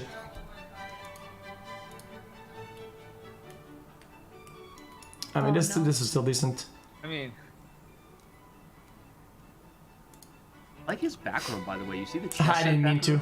The chess pieces? oh, I was man, gonna this is praise crazy. it, but he's saying that because he changed the settings, now he doesn't realize when it's just highlighting and when it's a move. I mean, Yeah, he could this just is a take this new for free, board. right? Oh no! If he could take it, I'd take this. Last time he was. Wait, I mean, It's this not might even be a a good. play. This might be a great move if Scissors doesn't see that the bishop can take. Wait, him out. that's actually pretty good. Yeah. And Scissors hasn't done it, which makes me think maybe he doesn't see it. All right, let's go check in with.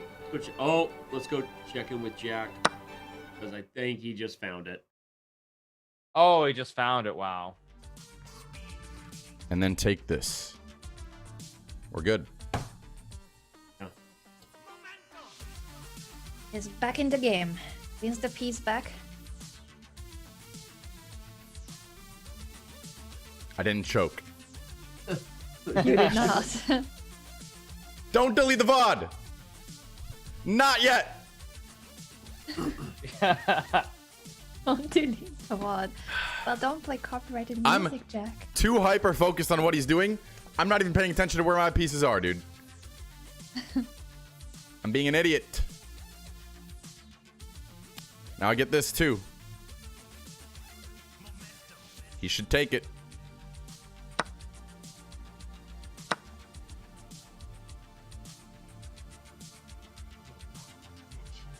Oh, what a crazy game! Now I though. check, I guess, maybe.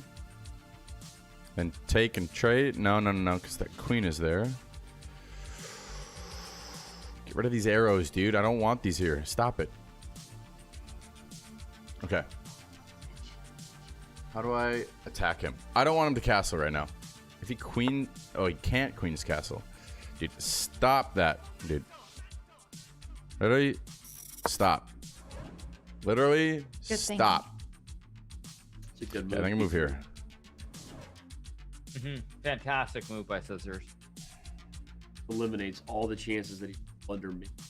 For excuse. And actually, Especially with no Excuses time. King is Actually, in has no trouble. time. What do we do? No time and he cannot castle. It's a huge What do we problem. do?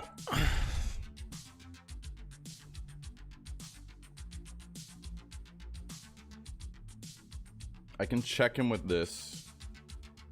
In which case he might move here.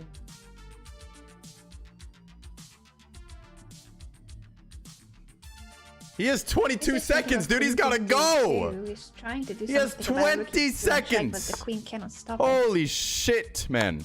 Oh.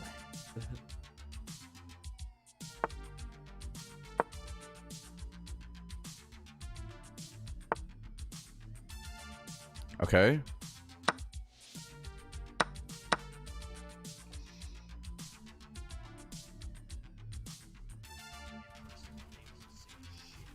What about that knight on b4, unfortunately?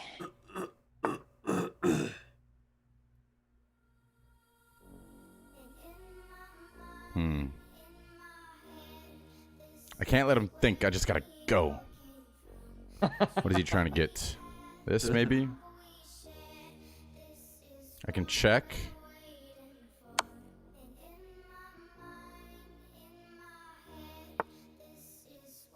I can take this. I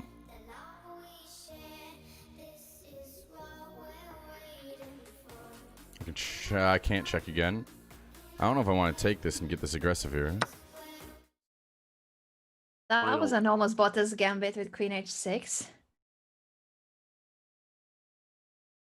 A lot of things have happened since we had our board up, including XQC missing that his knight was hanging on b4. Yeah, I mean, it's been a very... Okay, now there's checkmate. Yeah, Scissors isn't going to miss that. Jack just finished it off. Wild game. Really wild game. SQC Yeah. started incredibly well. He was winning at the beginning of the game. He won a piece and had a great position. Right. Yeah. If he hadn't played knight g5, he would have had good chances. But I don't think it was ever clear for either side until after that White was going to win that game. Yes, XQC is already checking, by the way, the game report and where he went wrong, and he realizes that knight g5 is a red move. That's where he blew the Right. game. Exactly. Yeah. Yeah. Yeah. Well, and he was right, and it was unfortunate for him. It was a misclick, but I don't think he was totally onto the fact that he needed to back up anyway. He needed to find some kind of retreating move with the bishop. And right, that's one thing that I think that XQC's had a lot of trouble with is the retreating moves. That it's not all straightforward. It's not like you can keep going forward all the time and attacking. Sometimes you have to bring your pieces back and then put them on different squares. Yep. Exactly. His intuition for attack is really good, but not the retreating moves, as you said, Hikaru. Yeah. But, I mean, for those of you who maybe missed the beginning, this was absolutely crazy. This was a super fun game. They started out with a solid opening. Well, the next game's starting, so I'm not going to give you a recap. But you should check it out, because it was a very well-played game by both these guys. And in some ways, you almost kind of feel like, I mean, Jack defended well, but XQC almost got a little bit unlucky there because he played good moves and then misclicked with knight g5. I mean, wow, just like crazy way to finish. Let's see what they bring us here in game 2. This is his chance. He needs to make a comeback, so it's a match of 2 games, XQC in a must-win situation. Yep.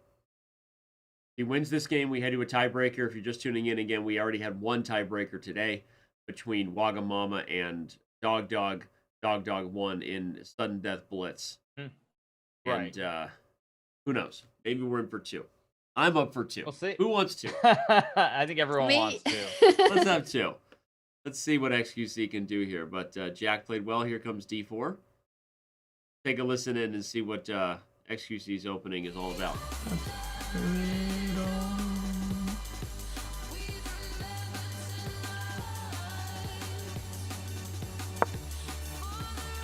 This is the Roy Lopez scam mode.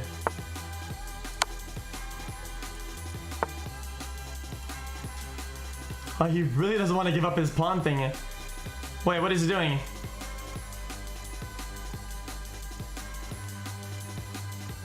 Wait, what the fuck is happening?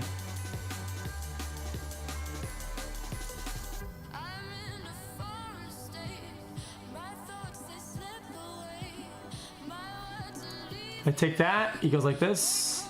I could just go. Take. Oh my gosh. Wait. Take. Take. Okay. Take. What happened? I think after excuses, we will need to elaborate on this. No, I didn't. Take. Then what? Crazy. I'll just go for it. Wow. Wow, wow, wow. Wow, wow, wow, wow, wow. Shall we bring our board back for a moment and explain what happened? I think he just made it. He just basically, I think, misclicked or something. Yeah. That's the only thing. I mean, So if the bishop takes c6, Jack was did it not a take the bishop. was it a pre-move or not? By the way, we weren't on Jack's camera, so wait, no. No, but I mean, can't you see the time? Yeah, that it was wasn't. used? It wasn't a pre-move. He used 1.9 seconds. So kind of strange, right? Yes, maybe he was just highlighting it as an option and misclicked. Mm-hmm. I think that would be a well-deserved misclick because XQC did misclick in the first game, so they're giving it back. Technically. Yes. Technically, we're not 100% clear on that. To be fair. It shows that it's easier said than done to do crazy amounts of highlighting and never misclick like someone like Hikaru does, right? I mean, it shows like even though True. Obviously, once you get used to the interface, you played, how many games have you played on Chess.com? Like, we should check your profile. It's got to be in the hundreds of thousands now, right? I don't know, but anyway, though, this is XQC's game to win, though. I mean, he's got a great position. Yeah. So he's got an extra piece since Jack did not take the bishop on c6. I He started game one with an extra piece too. Yeah, I would also like to add something, which is that I think XQC generally he's played a lot more blitz games than Scissors has. Like Scissors lost his Armageddon game to Gripix in the first match. So I think if Scissors isn't able to convert this, I think the odds favor XQC very heavily in a blitz game. Yeah. Well, and But just from a Hikaru's momentum standpoint too. foreshadowing. Yeah. Sorry, Exactly. Anna, go ahead. Didn't mean to. I was just gonna explain once again the format because Hikaru is already foreshadowing a sudden death, and that's what happens when the match is 1-1. If it's a tie, XQC winning this game, it will be a tie. Then we're gonna get to see a sudden death blitz game, 3 minutes, no increment. And I agree that XQC is more experienced in blitz games. Yeah, and again, we already had one sudden death tiebreaker today. It's more exciting than sudden death dodgeball. It really is. To me, it is. Yeah, we're gonna have to ask Jack what happened with Bishop D7. I don't know, because we had him off camera. He wasn't to the stream. I don't know that he was highlighting that square. So something maybe he just forgot. He could take back. Right. Right. Hey, if XQC takes the queen here, I think he's in great shape. Yep. That hits the rook. Looking at knight takes d4, which also makes perfect sense. I think, luckily for him, in comparison to game one, here he has a piece up just like he did in the previous game, but also the position is very natural. He can just make natural moves and not go wrong. While in the other game, his bishop on h3 was hanging, the king was still on e8 on an open file. So it was way more difficult. I think it's also important that XQC does not take too much time here. Yeah. But I think he's looking at knight g5 or something like that as well. So yeah, more aggressive even than taking back the pawn, which is possible too. The only potential bad road of that is when you're just winning. A lot of times you just want to push yourself, play fast, play simple, allow the trades to happen. Kind of don't fight it, right? But okay, he does go for knight g5. Not a bad move at all. Not a bad move at all. Completely reasonable. Very aggressive once again. His intuition for attack is great. He was looking at queen e7 as a potential defense for black, but I think he realized that's not really working. Right. Oh, so apparently he played bishop d7. His idea, Scissors, was to play bishop d7 right away and not a6. Then he played a6 and he was so frustrated that he immediately just moved the bishop right away. Oh, wow. Ooh. Interesting. Okay, so thank you to those whoever informed Hikaru of that was watching Scissors stream. That's really unfortunate. He was tilted by not playing that move first. Crazy. Let's take a listen in, see what Jack's thinking now.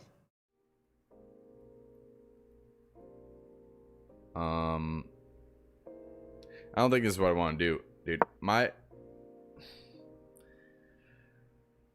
don't think this is what I want to do.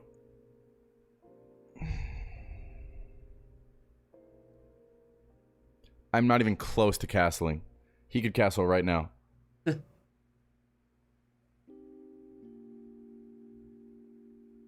is all terrible. This is not looking good. This is not what you want.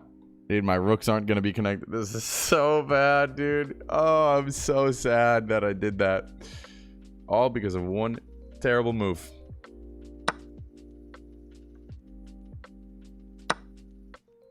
Yep. It's not all lost, because I go here, right? Then I check, then I take this, threaten this, so then he can't castle.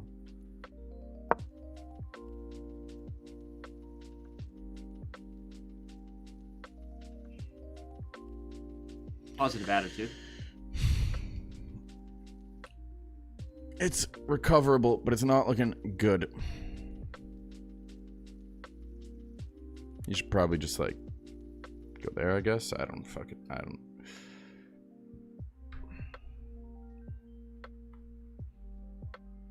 Not like this. Is calculating queen to g4 and then h5 for black. Like this, dude. So bad.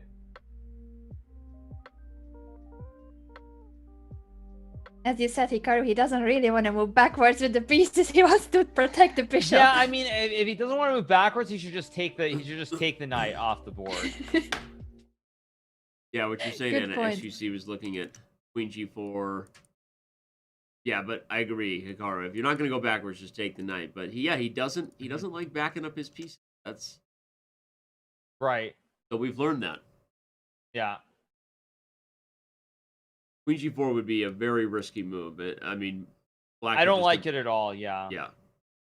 I would just Knight take the F6 knight, would get be that great. knight off the board, and just play in the middle. That's what I would do. Oh, and he does it.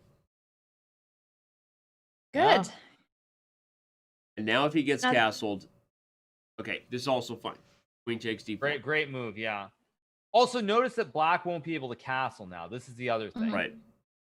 And if black does not play c5, there's going to be a really dirty double attack on the two Oh. rooks. Oh, queen d5. You Is he gonna jinxed see it, Hikaru. It Is was he your gonna see turn. it? If he moves the queen, he hits the two rooks. Oh, he's This got move is this. game over. He's hovering over the queen. He's What do hovering we over call the that? queen. Okay, here, threatening this, he has to move. Oh no, he's looking at queen Check. c4. No. Take. Queen He c4 sees also it. works. Queen c4 also works, though. They He both sees the work. idea. They both work. Because he has this Wow. Hafu. What? XQC He is does nuts. it. He does it. He does it. Yeah, it's the other order, but yeah, but it works. Right? He sees the more All complex his one. This is fucking two pieces moves are to stuck. win the rook There's no way he does. He gets out of sees this. it. This time, Wow, there's this no is way he gets out of incredible. this. I'm sorry. If he gets out of this, I will lose my mind. He's gonna go for the pawn. Nice No, back. but he's playing super well. Like, he's gonna be dangerous to want to face in the blitz. This is Right, yeah. There's no way that he gets out of this play, dude. It's just too smart. This is amazing. it's just too smart. It's incredible. I'm going to say that forever. It's just smart. He's very smart, and he deserves a comeback. He played so well in game 1 as well. Seriously. No, he does, and he's in game 1 again. Now Everybody, he I was just trying to plays give you the the check. recap. Will he see the check? Queen check. That was why he did it. Please Please work. work. Please There it work. is. He goes, please work. I feel like everything out of his mouth is a clippable moment. Like, please work. I mean, it's just like, he's just awesome. By the way, I was gonna say the one thing that I do like is that he's starting to see the patterns better. Like this Yeah. queen c6 check happened in his game against Hafu from a different position. And in the first game, that knight c3 check he's had many times. So yeah, so he should win this game. Oh, he resigns. Jack resigns. Jack resigns. Yeah! Let's go! 1-1, baby! Oh wow. 1-1, baby. That's right. Oh man. That is right. Jack resigns because he's a rook and piece down. But yep. Okay, What a comeback. What a comeback. don't go anywhere. I thought it was wishful thinking, but apparently not. XQC delivers in the clutch, and we will have a sudden death tiebreaker. If you change the channel now, it is a you problem. PogChamps returns in just a few minutes.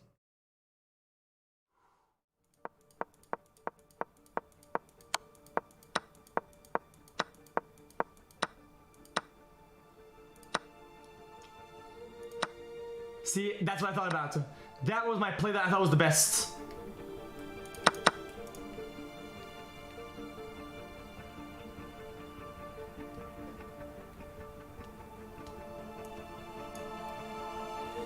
The tiebreaker for the playoffs is a 3+0 game. The higher seed gets white. If that game is drawn, then the game will be replayed with colors reverse.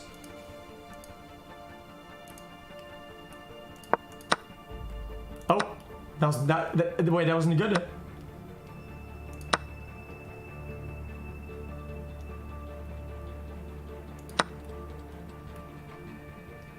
First to win. First to win, 3-0 increments. Got it. Ooh, I don't know how I feel about speed thinking right now.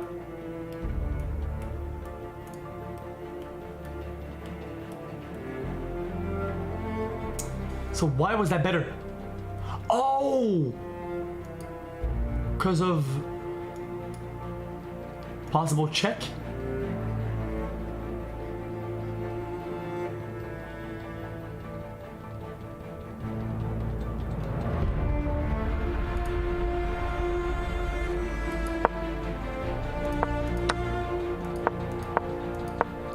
The computer really wants these pawns.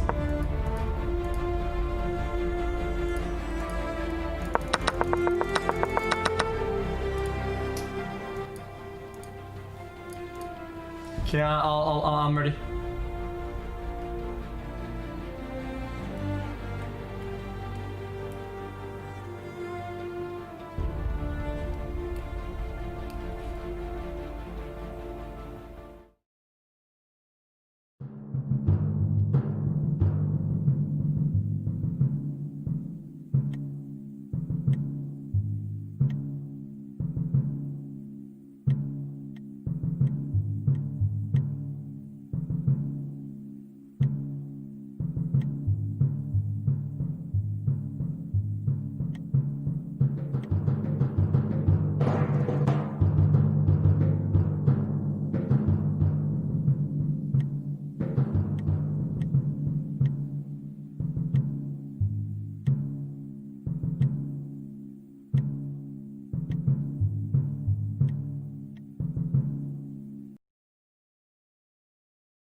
And after two just absolutely wild games, got to give one more big shout out to the wildest game right now in the chess multiverse. Go to go.chess.com/5dchess and give it a try, or you can go right to steampowered.com. 5D Chess is a game that a lot of people are playing. I know some would say 2D chess is hard enough, and I would understand those people who would say 2D chess is hard enough. But go give 5D Chess a try, as we give XQC and Scissors a try in tiebreakers here. Oh my god, I'm excited, Anna. This is going to be awesome. Can't wait. It's gonna be epic. And XQC with the over 96% accuracy in his game 2. What a play by the Warlord, earning the tiebreaker. This is sudden death, 3 minutes for both players, no increment. Right. Yeah. Yeah, I think this probably favors XQC very slightly just because of the fact that he's played a lot of bullet chess. That's the only thing I would say. And Scissors was slow against Gripix. Those are the only two reasons I think something could happen. Right. So we'll see. Yeah, and for those who maybe forgot, day one of PogChamps was... Oh, we have a blunder. Oh, there's a blunder. Right away, there's a big blunder. Oh, he misses it. Okay. He missed it. He missed it. Okay. I think Could have Scissors taken saw on it G2. afterwards. I think Scissors saw it. Yeah. He saw it based on his reaction. Scissors and Gripix had an Armageddon game day one. Our first match we covered, Hikaru, remember, was Armageddon tiebreaker. So Scissors has been here. That's the one thing we can say for him. He's been in a tiebreaker before. It's already tense situation right at the start. Okay, let's see what XQC is going to do. He's got to stop the pawn from being captured. Hopefully he doesn't blunder the same thing he didn't play. He could have taken a similar pawn. But he brought the bishop out. He brought the bishop out, so it's not a checkmate. Okay. Oh, wow. He's got queen c6 if he finds it. Yeah. If he finds the queen move, it's still very much a game, but he has to find the queen over. The only He's move looking here. at queen b6 and knight d7. Those are not the right moves, unfortunately. Queen c6 So is the only move. Exactly, the only way to save the rook. He's touching every single piece. He's clicking on all of them. B8 rook, the B8 knight, the A8 rook, the A7 pawn. What do you do against that? I'm pretty much GG here, dude.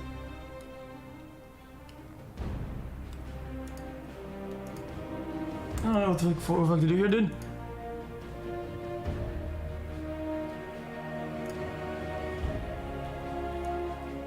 I don't know. I'm -1. I lost, I guess. GG's. Fuck me, dude. Not the worst. It's not over. You never know.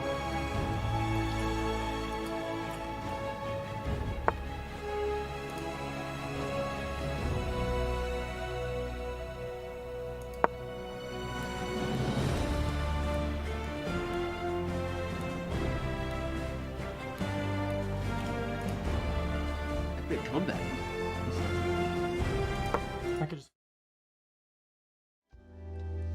I think I can escape.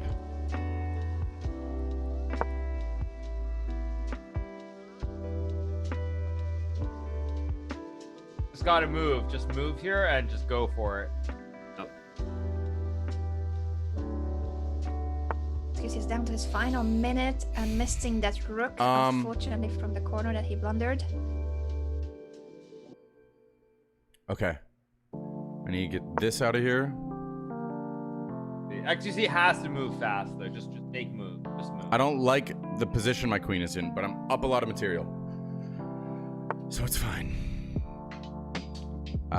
Sure. Let's trade. Oh wow, Wait, no. scissors trades the queen. Oh my for a god. second, I thought, yeah, for a second. That was I almost thought really something bad. bad would That happen. was almost really bad. Yeah. That's exactly He what almost that blundered clip's his gonna be queen. Huh? Yeah, wow. Oh man. What? Nice. Sure. Whoa, what? XQC didn't take the queen. Meltdown. A meltdown, unfortunately. Man down. Man down. Man down. What's happening here? Wow, that was crazy. What is going on? He didn't take my queen, dude?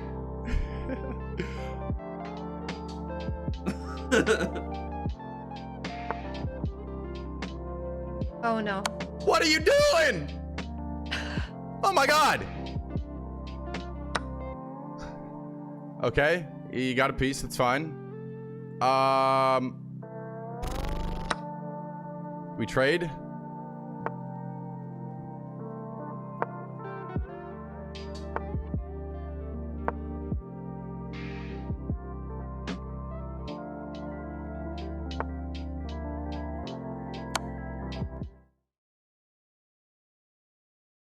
Oh man. This is a very sad story for XQC. Oh no! Oh my god, no! I was gonna say he played so well, but Oh still, no! Stalemate, Steven! Stalemate, Steven! Give me the white pieces, you loser! There's no way he has I saw it with the delay. I saw it with the delay. Oh my god! Why am I trying to get all this pawns? I swear I was just about to say it, and it happened so fast. Oh my god! Holy crap! XQC with a miracle comeback stalemate. He was giving up his pieces on purpose, and he achieved a stalemate. I didn't think Jack was gonna play so fast. I was about to say, now Queen H3 is mate, but Queen H7, and then Queen H3 was mate, Queen H7 stalemate, and the latter happened. Oh my gosh. XQC with 5 seconds left on the clock manages to get into a stalemate position and force a draw. I threw up my back. Okay, we're playing again. Are you okay, Daddy? One more What are we doing? game. Are we breaking or are we At playing? least one more Gosh. game. Okay, we'll go again. Oh Okay, my here we gosh. go.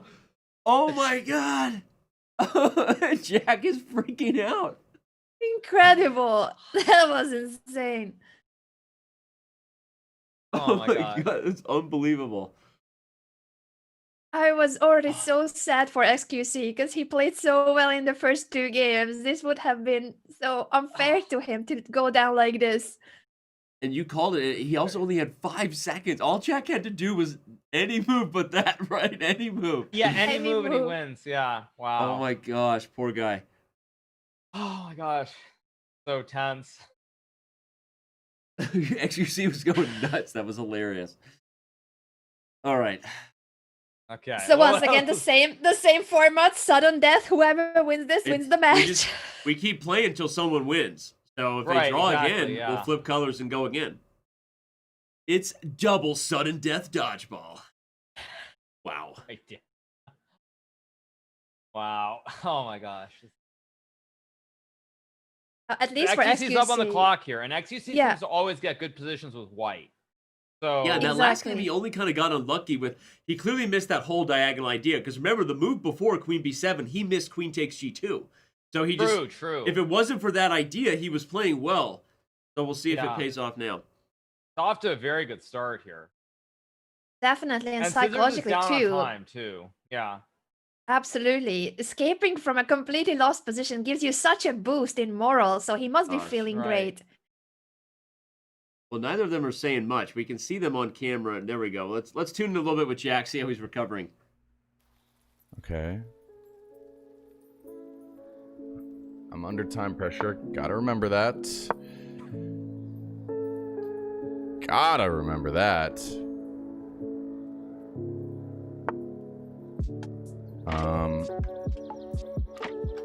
That's not good. I blundered. I choked. All right, I think we're fine. Fuck. I don't like that. I don't like this at all. I like none of this. I'm actually throwing here. He can take it with his knight. He doesn't see it.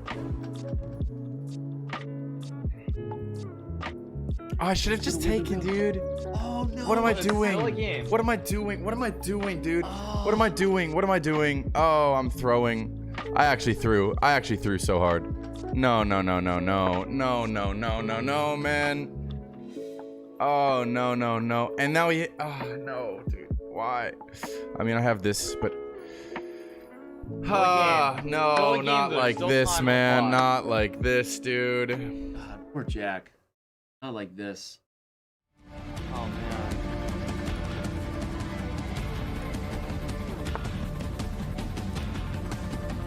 I feel like we're about to storm the castle, as you see. He's so focused. He knows that this is his chance.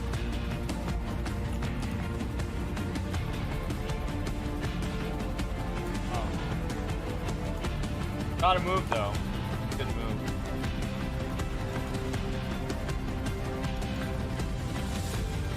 Not above the bait. It's a bait.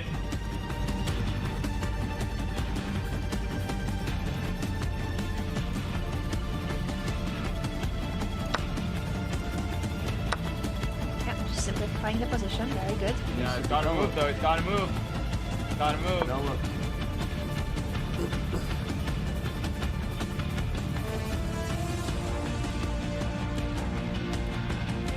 Fast.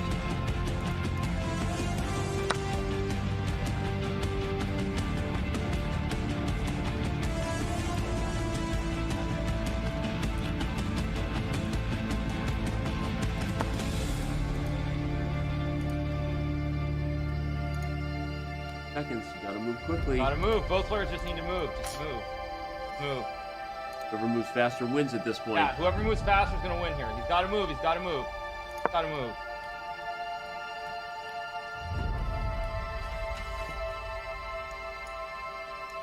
Crazy move by Jack there to open things up.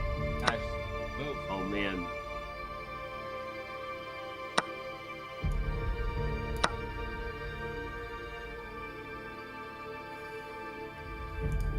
Jack, you gotta move. Move fast. Both players just have to go. Just have to go here. Got Exactly. moves. Oh man, every move is so tense here. Like they both have to just move. Final 30 Gotta move. seconds. Oh, final minute of the 30 game. Let's see. seconds. Gotta move. Oh, come on. Just move. Just move. Just move. Just move. 20 Both players have seconds. to go. He's gotta go. Will He's he gotta play go. knight f6? Will just he has to find move. knight He just has to f6? make a move. Any move. Oh my That's god, he fine. found knight Any f6. move. He did. Oh my He god. found it. Brilliant move. But now he's gotta move brilliant fast. move. Both players have to go. Move the rook or move the queen. He's gotta move. He's gotta move. Oh man. Excuse, he's playing so well, but now misses the rook think I just threw. on a1, hanging with a check. Move. Just move. Move. Ah, he's gotta move. He's gotta move. Oh no. 9 seconds left. Move. They both have to go. I mean, it's just like instant move. Any move. Takes the bishop. He's playing well. His position is winning, but the time, the God. time. Remove it. Oh no, he doesn't have time. He had mate in two. He would have made so soon. Running out of time. He's gonna lose on time. He's gonna lose on time. Oh! No. Ah, he doesn't deserve it. No way!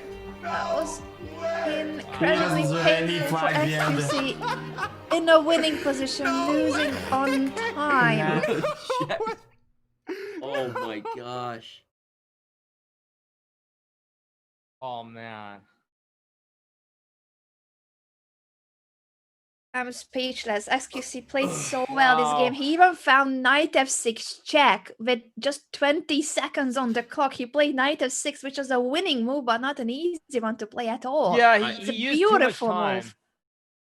But seriously, I agree, and I've never seen XQC play better chess. Maybe I mean, but the clock caught up with him, and Jack Exactly. held on to Yeah. overcome the stalemate. Oh my God. We'll recap all of this, have interviews and everything in just a few minutes. Don't go anywhere. Final moments of the wildest day of PogChamps ever. We'll be right back.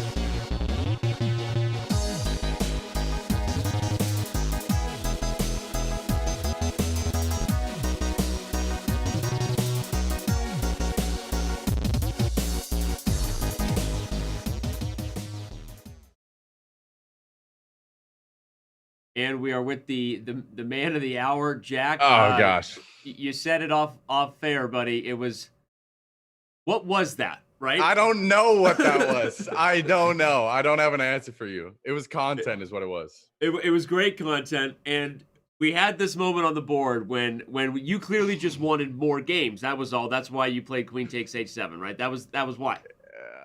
Yeah. I just figured, I just assumed, I was moving so quickly. I just assumed there was a place for his king to go. I wasn't even looking at checkmate. I just wanted to, I don't know what I was doing. Obviously, I'm just teasing you, man. I mean, yeah, you won in the end. So obviously, highlighting how we got there. I don't feel like I deserved that win though. I take the win though. We take those. It was wild, and you guys both played super well. Can I just say from start to finish? I mean, all three of us here, me and Hikaru and Anna, were just from the very beginning. You guys had a back and forth crazy battle, and hats off to XQC, of course, as well. But then in the end, at what point in this game, Jack, did you realize, despite the fact that you were worse, you started picking the very it up? last one? Yeah, you started picking up the pace right about here, where you just started moving quickly. Like, at what point did you realize you just had to go as fast as you could? I don't know. I was just feeling way more confident because I was throwing away the games earlier, and I knew that we were even. I was even right here. No, I was up on material. No, this one you were losing. Oh, I was down on material. I just knew that he was lower on the time in the previous matches. So if I just tried to go quickly and put the time pressure on him, then that would, hopefully work out in my favor, and it did. Anna or Hikaru, go ahead. I just no more questions right now. I mean, I was actually, the one question I had was in the second game when you played this mistake. Yeah, there were a lot of bad ones. Like, just what happened? I guess is really the question, because we weren't listening. When I moved the bishop to protect there. Yeah, like he took your knight and then you moved your bishop. Yeah. Like at the very start. Yeah, right here. Oh! I wanted to do that move before I pushed the pawn to is that A6? A6. Yeah. Before I pushed the pawn to A6, I wanted to make that move before, and I turned my music all the way up. I was absolutely jamming out, and I just wasn't thinking, man. It was the worst mistake. I was so mad at myself. I wanted to do that move before I pushed the A pawn. Okay. It was you bad. certainly have an amazing playlist, Jack. I wanted to get a copy Thank of you. that because we were jamming too. We were jamming too. How do you see yourself in terms of the consolation bracket and your chances now that you move on and your opponent will be either Connor Eats Pants or Cutie Cinderella? All I gotta do is review those games firstly and play a little bit slower, because I feel like in the first two games, even though I made mistakes, I had a lot of time left. So I should have just taken my time more and, go over all the options, because I just definitely have been rushing and making a lot of mistakes. I mean, it's good. That's a good takeaway. That's self-reflection, right? I mean, because even in that game with the stalemate, right? Yes, you got unlucky, but also rushing, like you had some time, right? You could have slowed down a little bit. So quickly when I have so much time left. That was bad.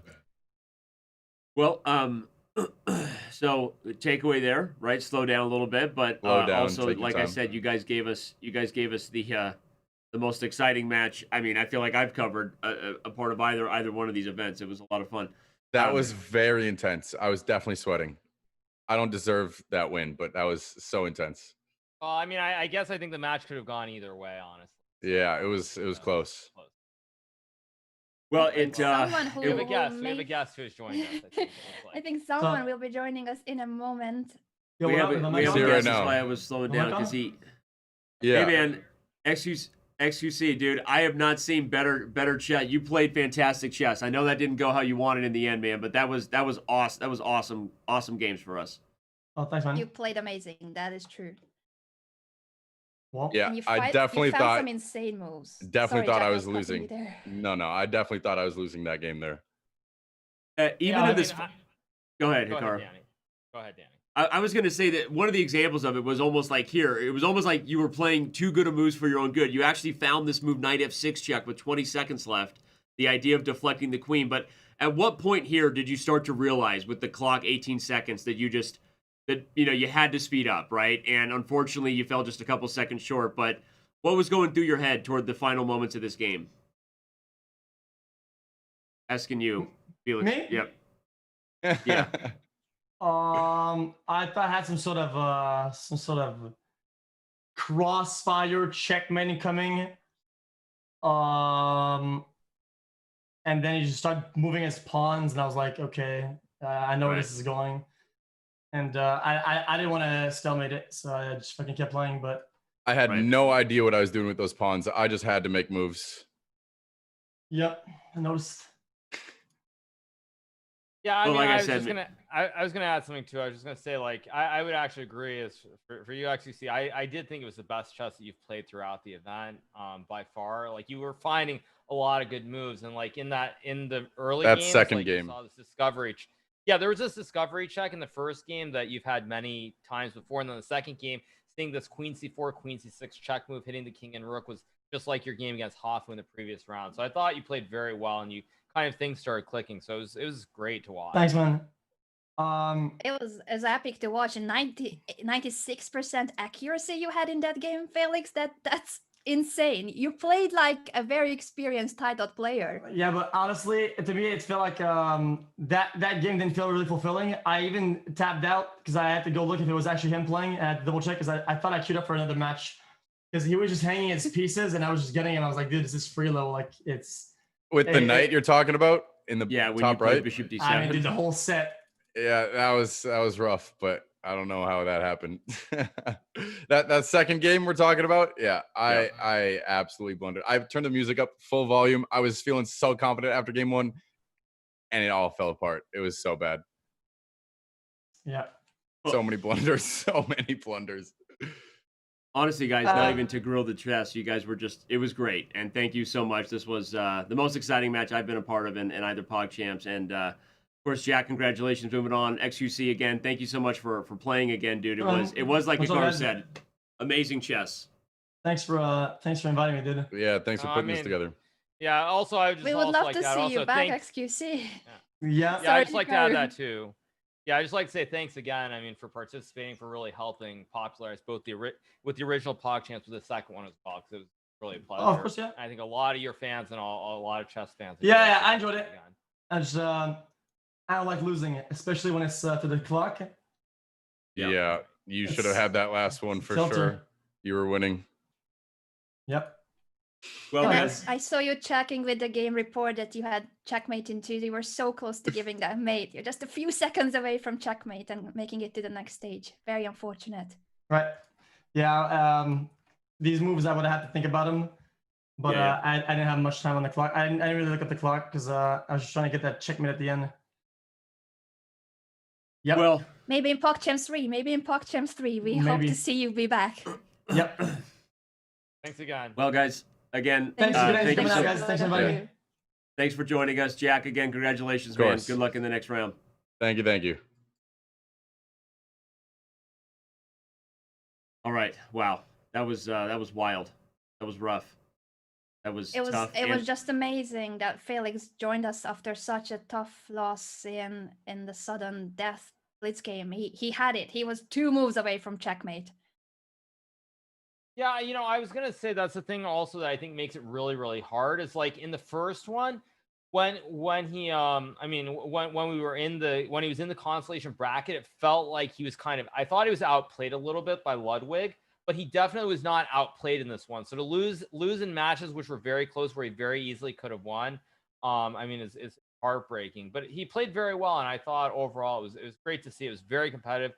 I think by far and away it was the most hype of all the matches in either PogChamps 1 or PogChamps 2. So it was fantastic. And like Agreed. I said, just and like Jack said, he great said, well, and both of them are when I was teasing him, I said, what was that? And he said, it was great content. And he was right. It was awesome. That was awesome content.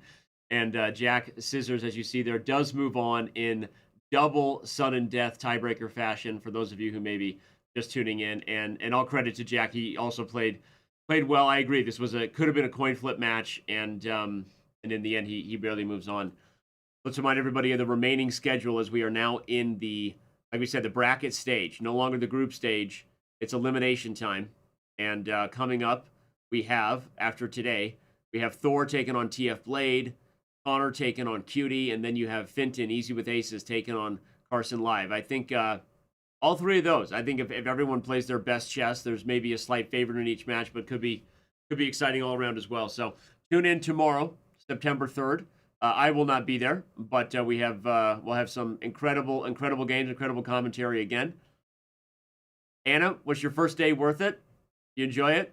It was absolutely worth it. I want to stay here. Can I stay? Yeah, I you know can I'll be stay. back I on mean, Friday. we can just keep the show going. Yes, just on my own. Thank you. No, but honestly, this has been such an amazing day. I thought that I was in for some treat, ups and downs, lots of mistakes, really exciting chess, but this was even more than what I expected in every single match of today. Couldn't agree more. Hikaru, again, thank you so much, man. These days continue to roll on as we get closer to crowning another PogChamps champion. On behalf of the crew here, Yeah, it's been great to see. It's been great to see. Yeah, and you know, as someone who's like, you've been closer to XQC than anybody in the chess community since he really kind of took you a few months ago. Today, really, it was awesome. I know it ended. I know he's heartbroken right now, and we really appreciate that he joined us. But you got to say, like, he's clearly made such strides over the last couple months. Like, these games were really good, right? Yeah. Yeah, I think that's the thing is like it felt like when he first was starting, there were a lot of points in the games when he would make random moves. There wasn't really an idea. He wasn't seeing patterns. And I felt like, especially in games 1 and 2, when he saw these tactical patterns that he had before, it showed that it was clicking. And then also see his knight f6 check as well in the final game. It showed that he was starting to see some of the patterns. So I thought it was great to watch. I mean, he's very unfortunate to lose that match. But again, it came down to a couple of seconds. So if that's what it's going to take, then I think that's a clear sign of improvement. And of course, it feels bad. I mean, I think anyone would feel bad after that. But certainly his performance, fantastic. Yep. There's nothing to be disappointed in if I'm XQC. Agreed totally. And we will see where the chess goes for him from here. But for us, I'm gonna sign off. Give a big shout out. We're rating Robert Hess, who's doing a memorial tournament right now. So stick around for those of you who want to join Robert and his stream. And for everyone here working hard at Chess.com to make these shows awesome, our team, the events crew, the mods, everybody, thank you so much. See you tomorrow on September 3rd for more PogChamps, and talk to you then.